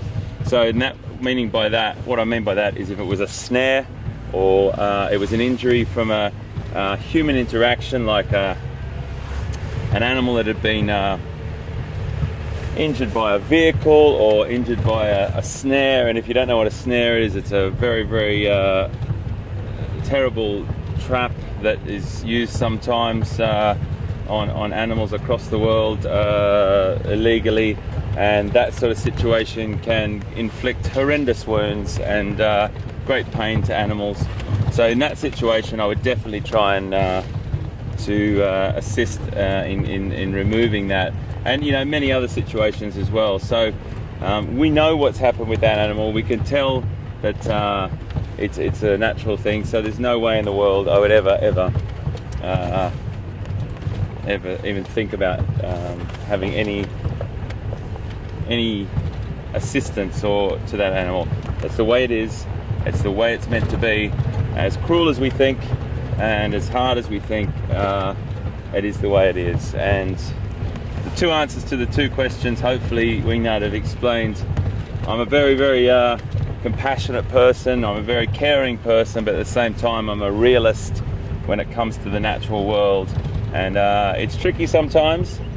The impala and the wild dog, that was hard to watch as well, but you know, that's how it is in our real world. And I think with what we do on Safari Live brings it to you with all the cracks and all the imperfections, and tells it like it is really. And hopefully we get that across to you to show you that this incredibly raw and honest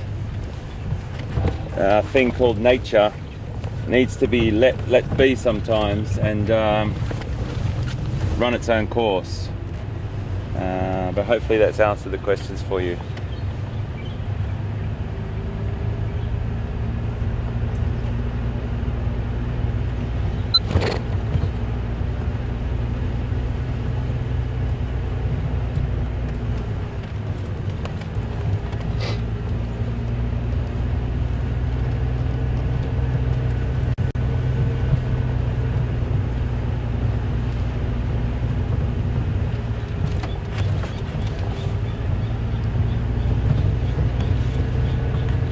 So it's starting to warm up a little bit. The sun's poking its head through. Temperature's probably gone up a few degrees. Definitely up around 20 degrees now. It was really cool this morning, but we still haven't had any interaction with any of the predators. There's definitely some activity on the reserve, particularly where Pete and I are at the moment. I want to show you something now that I've been waiting to show sometimes. Make sure I don't drive over the top of him. Gosh, I can't even see where he is. Can you just tell me, VMers, that beetle behind there? Oh, there he is. Go to the side.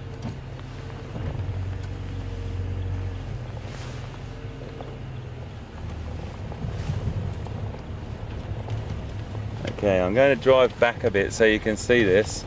I've been wanting to show you this for days and days and days, but it just depends on where we find them. Now, if VM can probably, see that black dot up there? I might move a little bit closer so you can get a bit more of an idea. Just bear with me for a second while we get this together. So, it is a dung beetle. Well, it's actually two dung beetles on that, probably competing for the dung ball. Dung beetles eat or feed off animal feces, or feed off the dung, as well as lay their eggs inside that ball, and that is a ball of food basically for the larvae when it hatches. So let me just roll back a little bit. So I've just got to manage this a little bit. They're going to come to an obstacle here where they've got to get themselves over that stick, so that might give us a little bit of time. I just want you to watch this. They're incredibly powerful for their size. Really incredible animals. They're usually black in colour. These ones are quite dark, or they've got sort of a metallic colour, and they've got, I don't really want to disrupt these two because they're on a mission, and he's gone round the stick.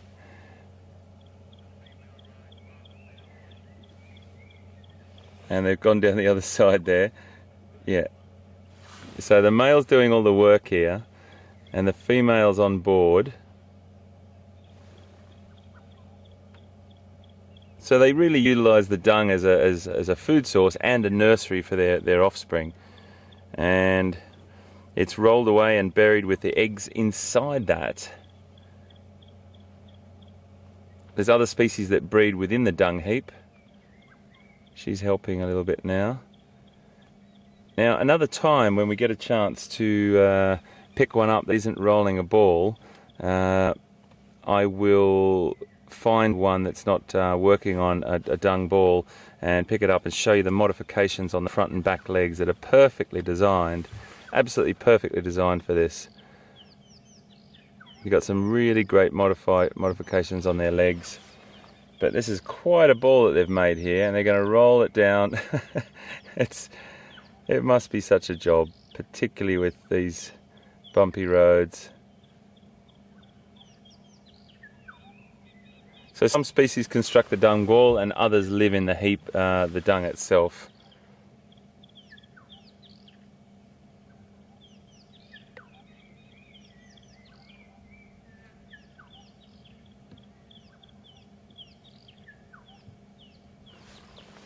Really trying their hardest there, and they'll push that off into a location that they're happy with, and then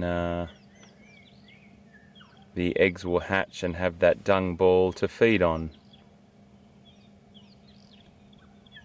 Nice.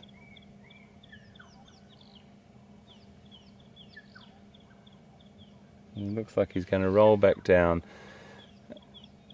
It's so powerful. I couldn't tell you how heavy that dung ball is, but once we come across a dung beetle, I'll come back to this story and I'll show you a little bit more about their modifications and what they look like.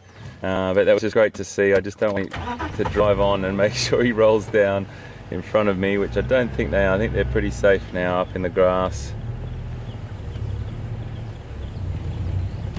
Yes, the wonderful dung beetles, which do a fantastic job. And next time we find one, sometimes you just see them on the road. They won't have started rolling their dung ball yet. I'll pick one up and put him on my hand, and we can have a close look at the really beautiful modifications on the legs. Their antennae, front and back legs designed for doing different things with that process.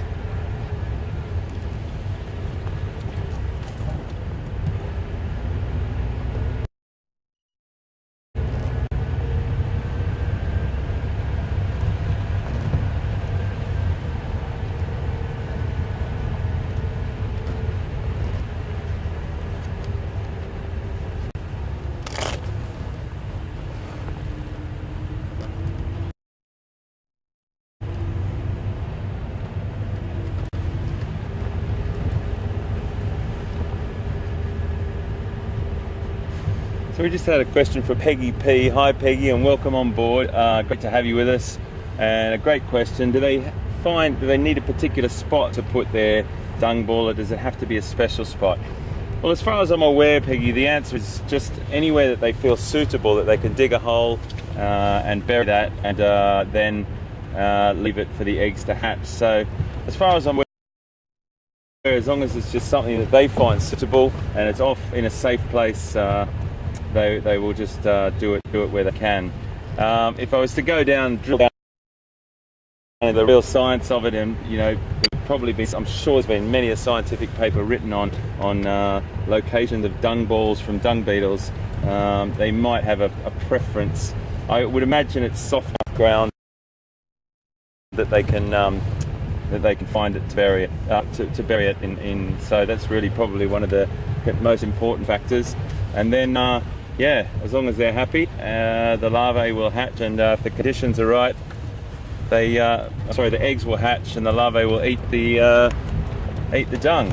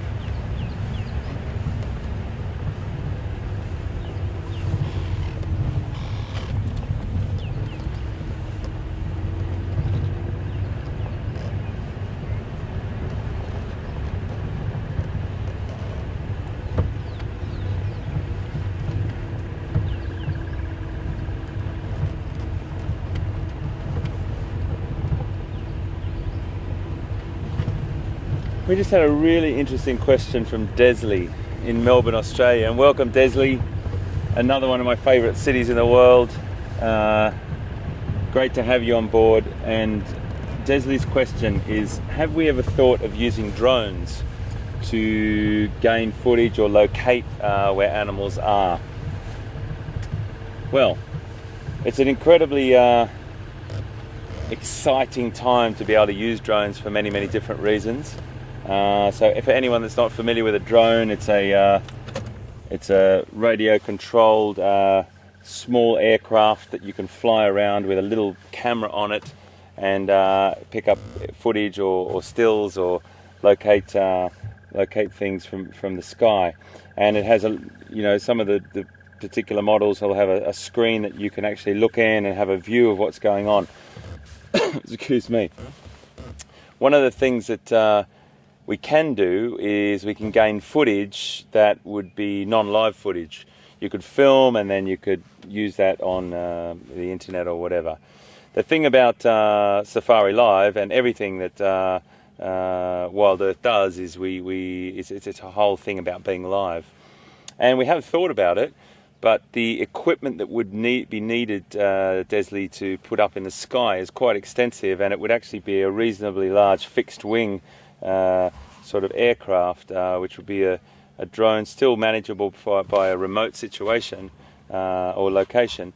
But the point about that is that we have to jump through amazing hoops, and it would not be approved by the Civil Aviation Authority because of the size of the particular aircraft. So unfortunately, it's a bit of a situation that is impossible for us. The actual aircraft will be too big to pass Civil Aviation Authority standards.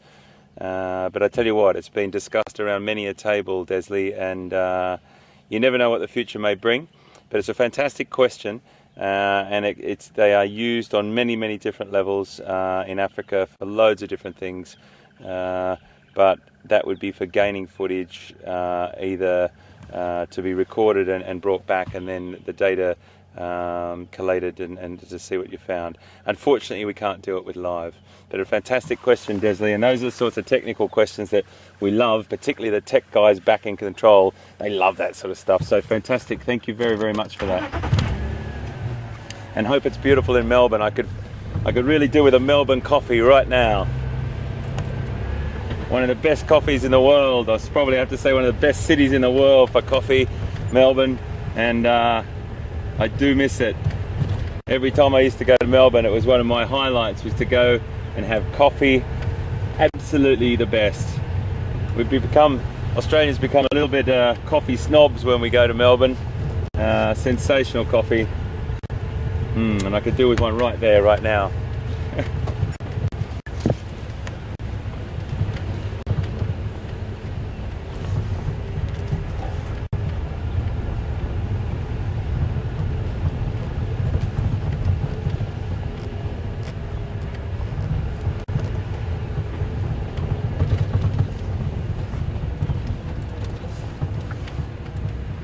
times like this when I think nature has kept the best till last. About nearly 40, just under 40 minutes to go, and I think she's kept it all from us, and she's going to unload with something spectacular.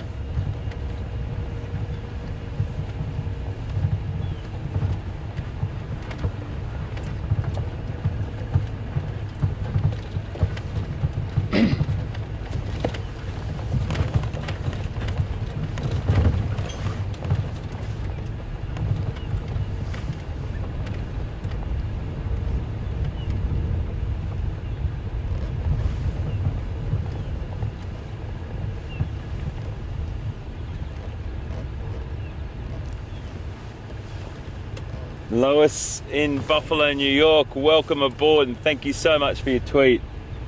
Wow, another great city. There's so many fantastic places in the world, and every time I hear one of these names, it reminds me of times I've either been there or some place that I'd really love to go. Lois is asking what powers the vehicles. Is it gas, diesel, or hybrid? It's actually petrol. That's the reason why this engine is so quiet. Diesel engines are definitely really reliable in the bush, there's no doubt about it. They're much more reliable on a fuel cleanliness level, in the sense that you can normally deal with a little bit of dirty diesel more so than you can deal with dirty petrol. And in Africa, unfortunately, it will be situations where you're really struggling for fuel and you might have to use a fuel source that you're not used to, and it might be a little bit it might have a few imperfections in it. Well, that can play havoc on your vehicle starting, running smoothly, but diesel is definitely a little bit more reliable there. The hiccup that we have there, or the problem that we have, particularly when we're broadcasting live and we want good audio for you, is we want as quiet as we possibly can, and the petrol engines are definitely quieter than the diesel. So this is a petrol engine in here. I have to say, I've heard discussions about using electric on game drives, not with us, but with other projects that I've worked with. And there's a funny thing, Lois, and everyone else listening. It was a great example when I was at the lines the other night. If we had an electric vehicle, the animals aren't really used to these silent arrivals. They know the sound of the vehicle. They know what's coming. They know it's not danger. And when we were at the lines the other night, I started to roll down the hill just slowly behind one of the other vehicles, and the lines thought that was very unusual. They all sort of balked. They all sat up and were like, "What's going on here? Here's this massive sort of steel creature coming through the bush with no sound. We're not used to that." As soon as I started the vehicle, they all sat down. So it was very interesting. The animals are conditioned to the sounds of the vehicle.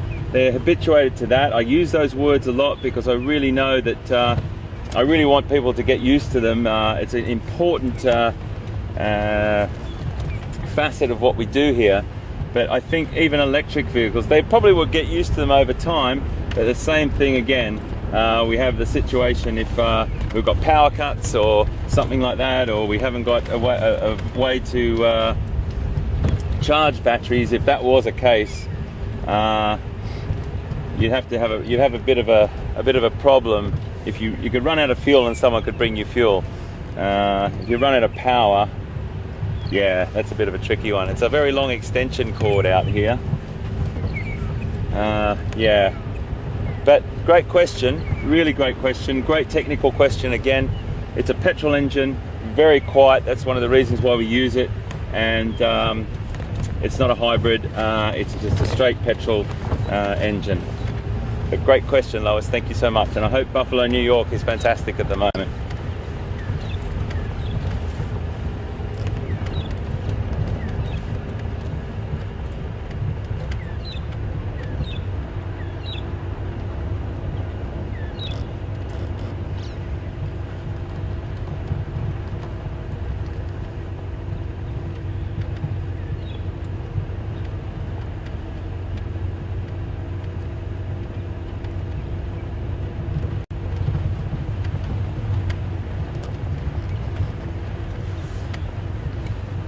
Can you just confirm the lady's name and location again, please, Control?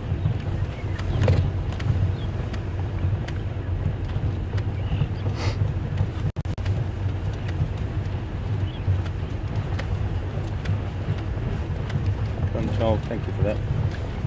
We just got a tweet, sorry, I had to double check the name, I didn't want to get it wrong. We just had a tweet from Marlene Spears, and thank you, Marlene, for your tweet. Welcome aboard to you too. And a really nice question. We're taking a bit of a non-wildlife route this morning when it comes to questions, and that's fine too. Marlene wants to know if Pete and our wives, my wife and Pete's wife, get to come and visit us on location.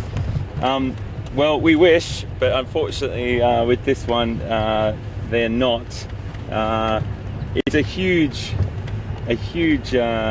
gap in our lives, particularly Pete and I, very, very close to our wives. They're our best friends, and you know, every single day you think about them.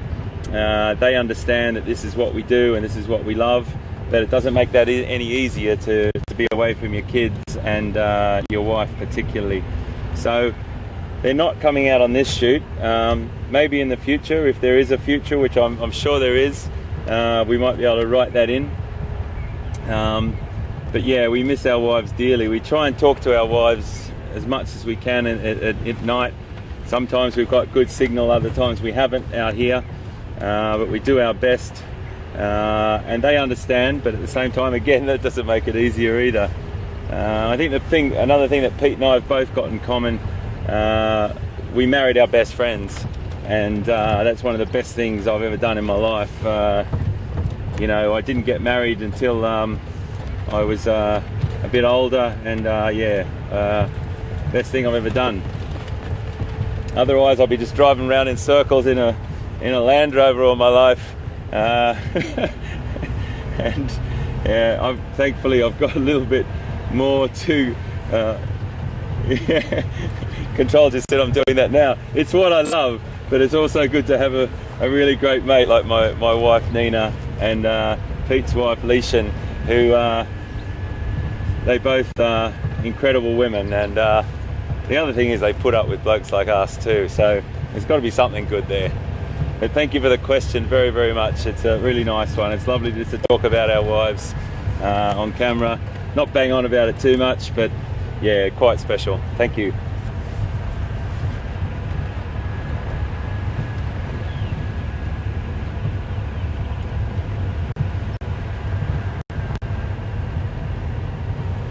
Well, one of the quietest mornings we've had.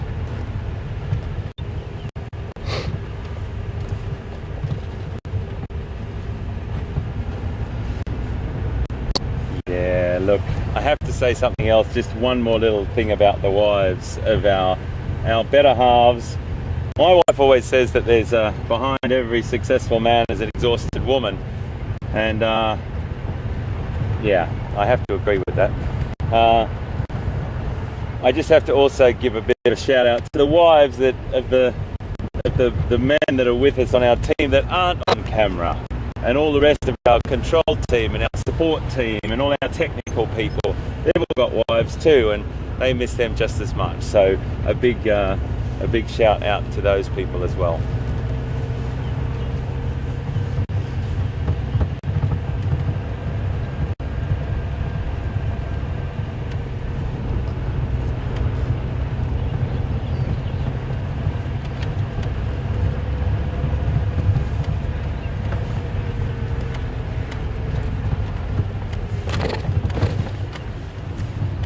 I'm just wondering how my signal is going to be here. I'm going into a little bit of uncharted territory for a bit, so please bear with me. If I lose you, we'll go back.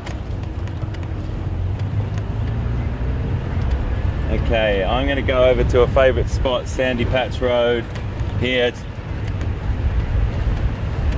which I love going through because it's an open area. Lots of impala being born, and wildebeest and zebra.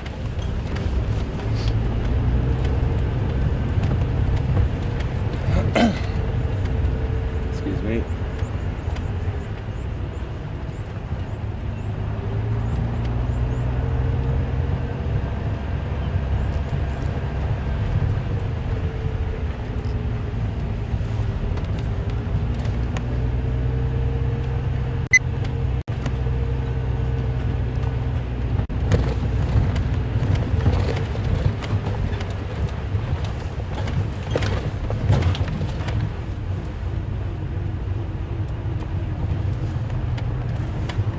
Okay, I'm putting out all my energy to my eyes in the sky there. He's the spotter when it comes to the last half hour. Let's see what you can see. Vium Sium. I like that. Vium Sium.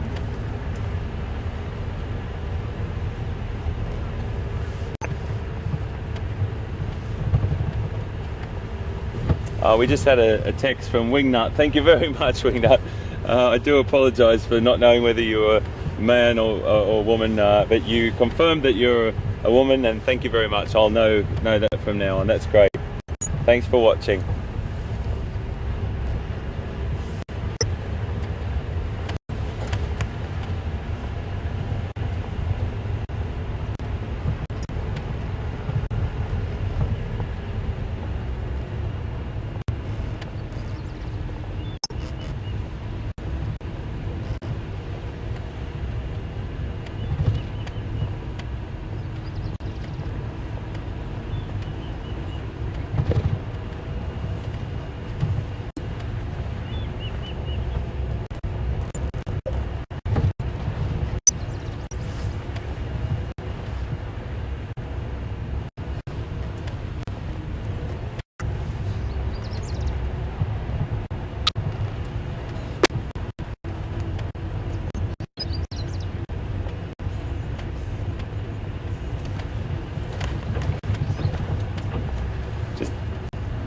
Lovely message from Jan on Twitter. Thanks so much, Jan. Those sorts of things have mean a lot to us out here. You know, we do what we do and we love what we do, but at the same time, when you do have a little chat about your loved ones, it's quite a nice thing to get a bit of feedback from. And Jan just said that she wants to thank all our wives for sharing us out here. That's really kind. Thank you so much, mate. That's very nice to hear. We love what we do. And I love these guys. This is a little tiny clan. I wonder if there's any others around. Very small. 1, 2, 3, 4, 5 individuals.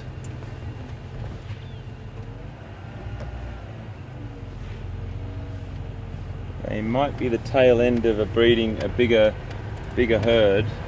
But I can only see 5 there. That's a little unusual around these areas for breeding for females with no bull. I don't know if I saw a bull there. Oh no, there's a young bull down there. Mother and calf.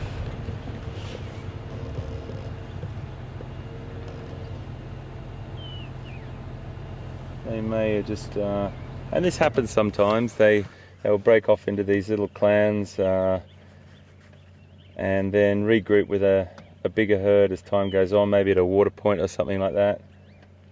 It's quite a vulnerable time for them though. 5 individuals, 3 females and a young male plus a very young calf. That's quite a vulnerable situation. But they look like they're making their way to a water point, so they might be just meeting up with some others.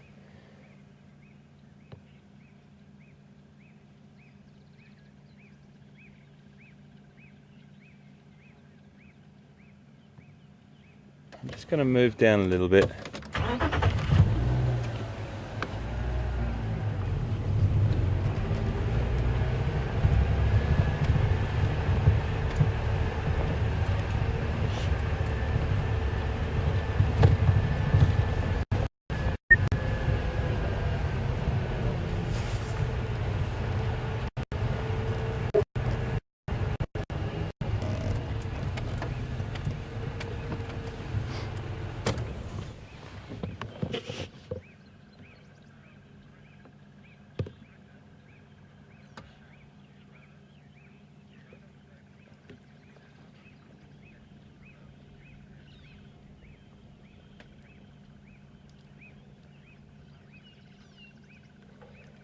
We just had a nice question from Savannah on Twitter as well, asking if I've seen, or VM's seen, or any of us have seen a hammerkop nest. Now, A hammerkop, for anyone that doesn't know, is a very unusual looking bird. I'll try and get a little picture of it for you, just on my trusty little app here. And I will show you now. It is... Sorry, I just have to type this in, so bear with me. Very unusual bird. Okay,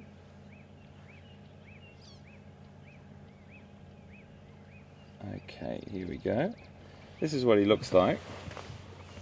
I'll just try. It's a bit glary, so I just want to make sure I've got the reflection off. But that's what he looks like. And he's not a huge bird. I'll just get a measurement for you. Okay, about 58 centimeters, which is about, what's that, 24 inches, and weighing about 600 grams, which is about the equivalent of 3 large oranges. Okay, just to give you a little bit of a sort of figure on that.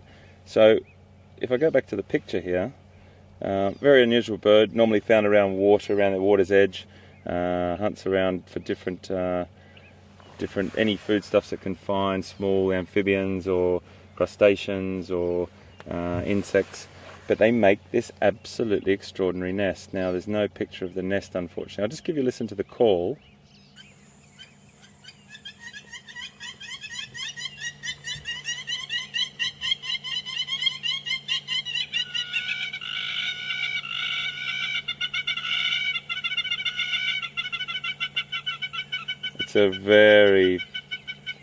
It's a really quintessential African call, and the hammerkop nest is ridiculously sized compared to the size of the bird.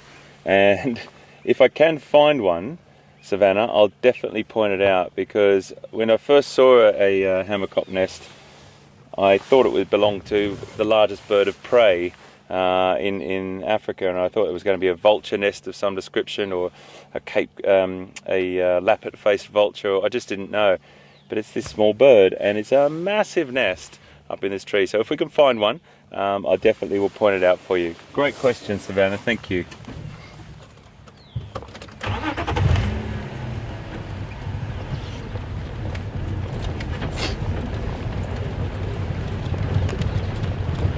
So we're going to just head up around last bit of time. There's a big buffalo herd down there. That's what it was.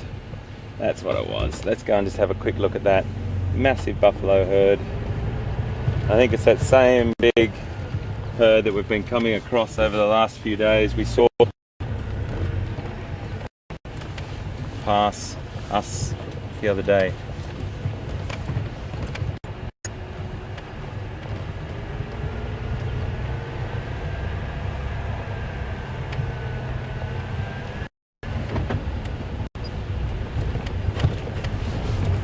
Copy. Just want to have a little look at these, how buff, and we won't go across onto the dam.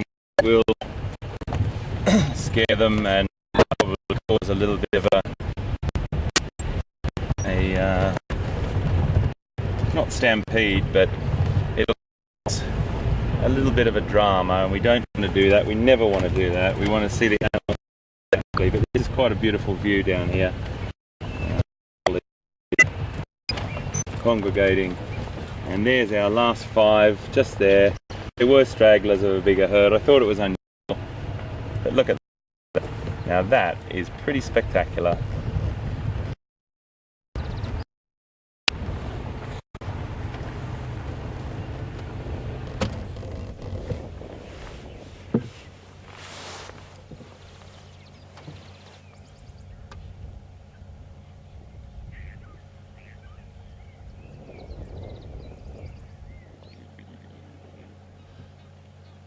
That's a big herd of buffalo. I'm just going to read out the species that I can see, folks. I can see impala, buffalo, hippopotamus, Egyptian geese, I think there's an African fish eagle over there, far, far away.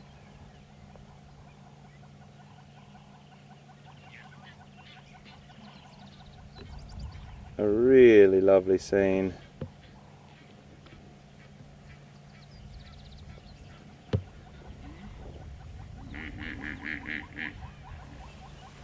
Beautiful hippo vocalization there.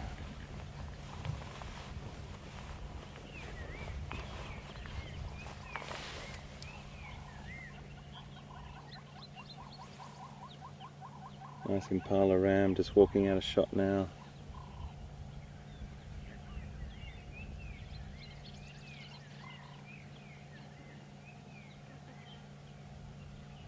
Very, very comfortable. Drinking, sitting, ruminating. And for anyone that's not sure what ruminating is, you'll see potentially the one right at the front. I'm not sure how close you can get to this individual VM. He's just turned away from us, or even the one on the left, I think. All these animals facing us at the moment are ruminating, which is basically they regurgitate a certain percentage of their stomach contents out of a several chambered stomach, and they regurgitate it to eat it over or chew it over again. It's a very efficient digestive system. Exactly what cows would do if you've seen domestic cows do it on the side of the road or in a paddock near your home. That's exactly what they're doing. And when giraffes do it, you see the big bolus of food come up, right up from the stomach, up the neck. It's quite incredible to watch.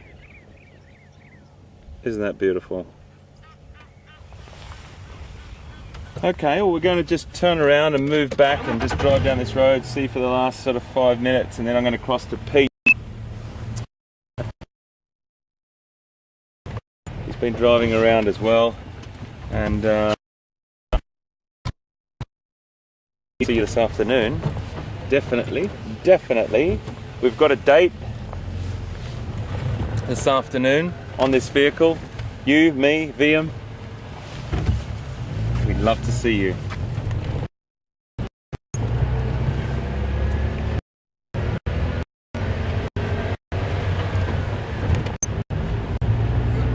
Just going to head up this road and then take the right back into that country just in there.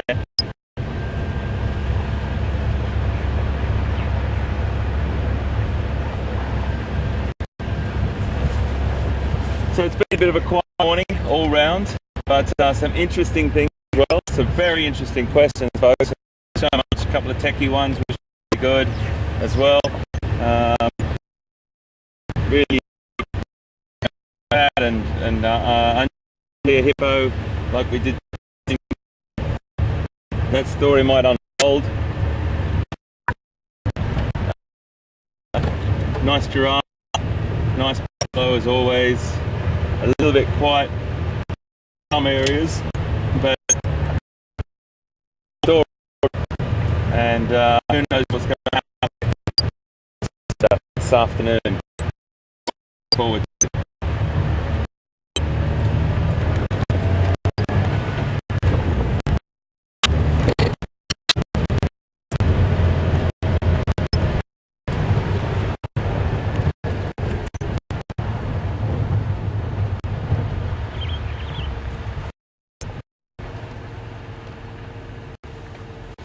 How's that?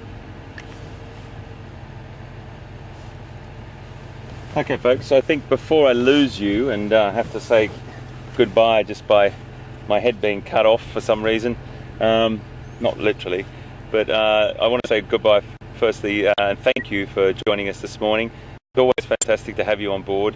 We look forward to seeing you this afternoon at 4 o'clock our time in Africa, and you'll have to check the website to see what time zone you're in, but please join us.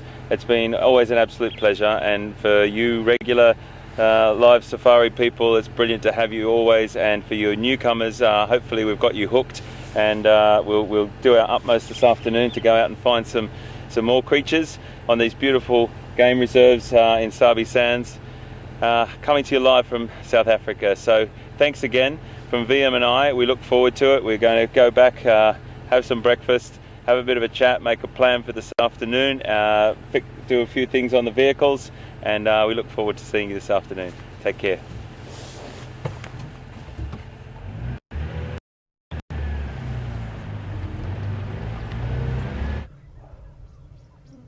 Well, welcome back this side. We pulled off into a little bit of shade here. We'll tell you one or two of the stories around us just now. But it so happened that when we stopped, I noticed this tree, which maybe that's better. Can you see it? It's got similar leaves. It's got what they call a twice compound leaf. So you've got the vein, and then you've got other veins, and then only the leaflets. But what's interesting about this one, I spoke about it the other day actually. This is called a sickle bush. As a joke, amongst many guides, we tend to call it the Ladrovius flat tires. And in Ladrovius being flat tires, because they're very hard spans, which this one is not a very good example of. If you scratch around and look around in the branches, you'll see these. Oh, there we go. These sort of thorny spines like this there, very, very sharp, and you see it there. And because it's spines, not thorns, in other words, adapted branches, they're very, very hard, and they do cause flat tires sometimes. So that's the sort of joke name for it. Another practical reason for it, or practical use for it, and I've done this on a few occasions, is it helps for heartburn. It's got a very alkaline, very, very bitter leaf. If you chew the leaves, I'm not going to chew it now, but if that ever is a concern and you need that kind of heartburn relief, you chew this. And it's good. Also good firewood. But interesting. Speaking of a bitter taste in the mouth, let's just move a little bit. Let's show you this hippo that we started with this morning, or that we saw this morning, and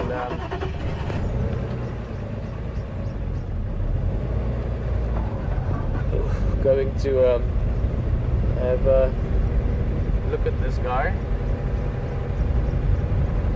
As I said, it's quite a sort of a bitter pill to swallow. There he goes. He looks like he might even stay around this area a little bit. Some grazing. And we just want to recap on it. I'm sure many of you have talked about this now since we've seen him. And he is obviously injured. He is obviously old. He is obviously at the end of his lifespan. And that is a sad thing to see. But we just wanted to sort of just bring that into perspective again. As I said with H earlier when we were talking with HT, excuse me, this guy would have had a full life. You don't get that many scars without having been a big dominant male with a harem of females and many offspring over the years. And unfortunately, towards the end, it often happens like this. This might become something that could sort of develop over the next few days. If he really as injured as I think he is, well, clearly from what we can see and also from his condition, he might stick around this area, maybe get to a point where the other bull allows him to be in the one corner of the dam, to be in the water a bit in the day, and not to preempt something that isn't yet, but it's not impossible that if a group of lions, the Nkuhumas and the most likely lions in this area to find him, this might become an entirely different story again somewhere in the next week or two.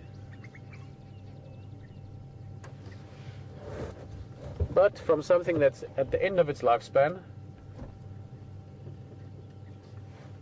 one has to look at the other things as well, the positives. And this morning we had those beautiful giraffes in the area. I think they're still close by, so we can have a look at them as well. So from one big animal getting close to the end of things, I think let's go look at a beautiful young animal that's only in the beginning of life. But we'll keep an eye on this hippo over the next while. If he sticks around, we'll obviously keep you updated with what's going on. So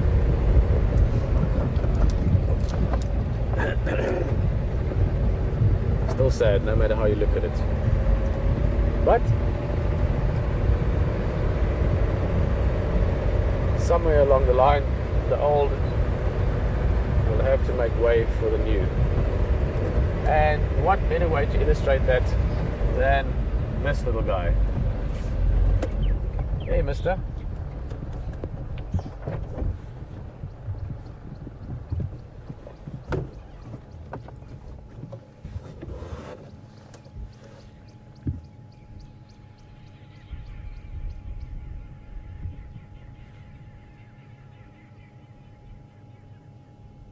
Beautiful view there as well into the background.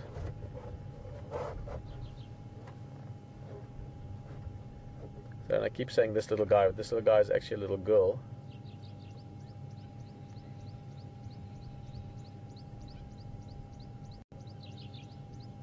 Oh, gorgeous. I love young giraffe. They've got a little sort of bristle of hair or tuft of hair on top of the horns. And actually, interestingly enough, giraffes are born with the horns already there, and that's not usual. Normally animals with horns only get the horns later on. But when they are born, the horns are, imagine a sort of like cartilage bones, like your ears. So the horns are not rigid yet, they're a bit flexible and not floppy, but flexible. Or pliable maybe is a better word. And obviously that's very important for the birth process itself. It's a little oxpecker just already grooming the giraffe. So nice to see at such a young age. This giraffe is very, very early on in his life learned that these oxpeckers are my friends. They're cleaning me. They're taking the ticks and the fleas and the exoparasites out of my skin. It probably feels quite nice as well. Wouldn't mind having a pet oxpecker that can brush my hair every now and again, kind of thing, because that's literally what they're doing. They've got these like very, very fine comb-like structures on the beak, and they're just running through the hair like that, and they make these little patterns. It looks like something's been combing the animal, or as if they are combing it. And in that is taking optics. Most of these ticks keep on. People think into things. The blue ones you find on your dog or something you've been in a woods with him. Most or large amounts of the ticks are what we call pepper ticks. That name really suggests you what it's like. Find the things you can have on the beak, and they're just running through the hair like that, and they make these little patterns. It looks like something's been combing the animal, or as if they are combing it. And in that is taking optics. Most of these ticks keep on. People think into things. The blue ones you find on your dog or something you've been in a woods with him. Most of the or large amounts of the ticks are what we call pepper ticks. That name really suggests you what it's like. Find the things you can have and do walk and stuff. I've got some, well, depending on it's perfect or really funny stories about ticks. But you can pick them up in the hands by one little tick, sort of pepper with lots of little tines, and it literally spits fine pepper, not like pepper, like pepper. So these oxpeckers can clean off of them in a few minutes.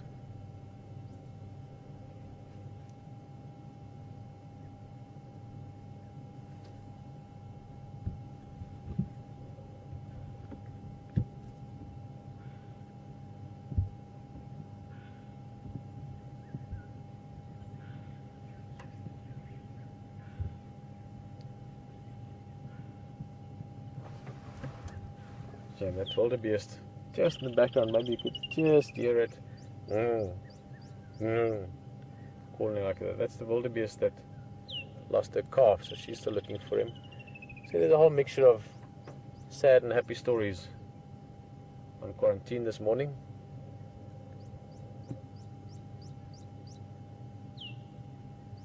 The sun is coming out now, nice and hot actually. Sure, it feels like it suddenly got turned on.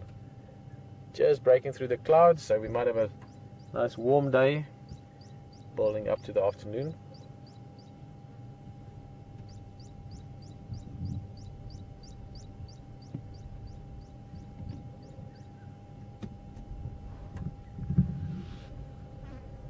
A little bit closer. This guy is extremely comfortable with us. In fact, this whole time we've sat here, hasn't looked. I keep saying he. Sorry, I mean that. As in, as in, hi guys, which is often something I'd say to a group of girls as well. So the he and she is very loose in this instance. Oh, lovely. Great if we can get close to her.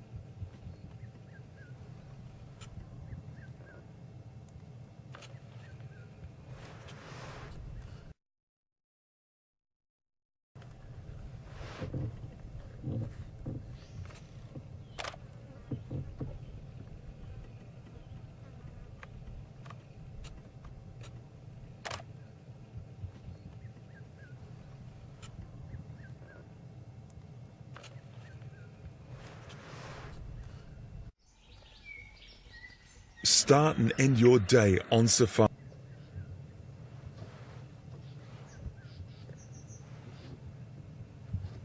And I've got a feeling this giraffe might stick around for a part of the day. They're curious animals. They like to look around and see things, often indicate things, because they're way up there in terms of height. A female like that, she'll be about 3.5 meters tall, 3.2 meters tall. That's at about 9 feet, 10 feet. It's going to go a little bit forward.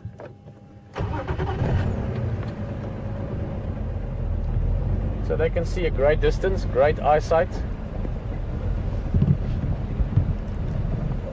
But there's the whole little, what looks like a family. It's not. That father or that big male is unlikely to be the father of the youngster. But a beautiful scene, a bit of cloud, a bit of sun.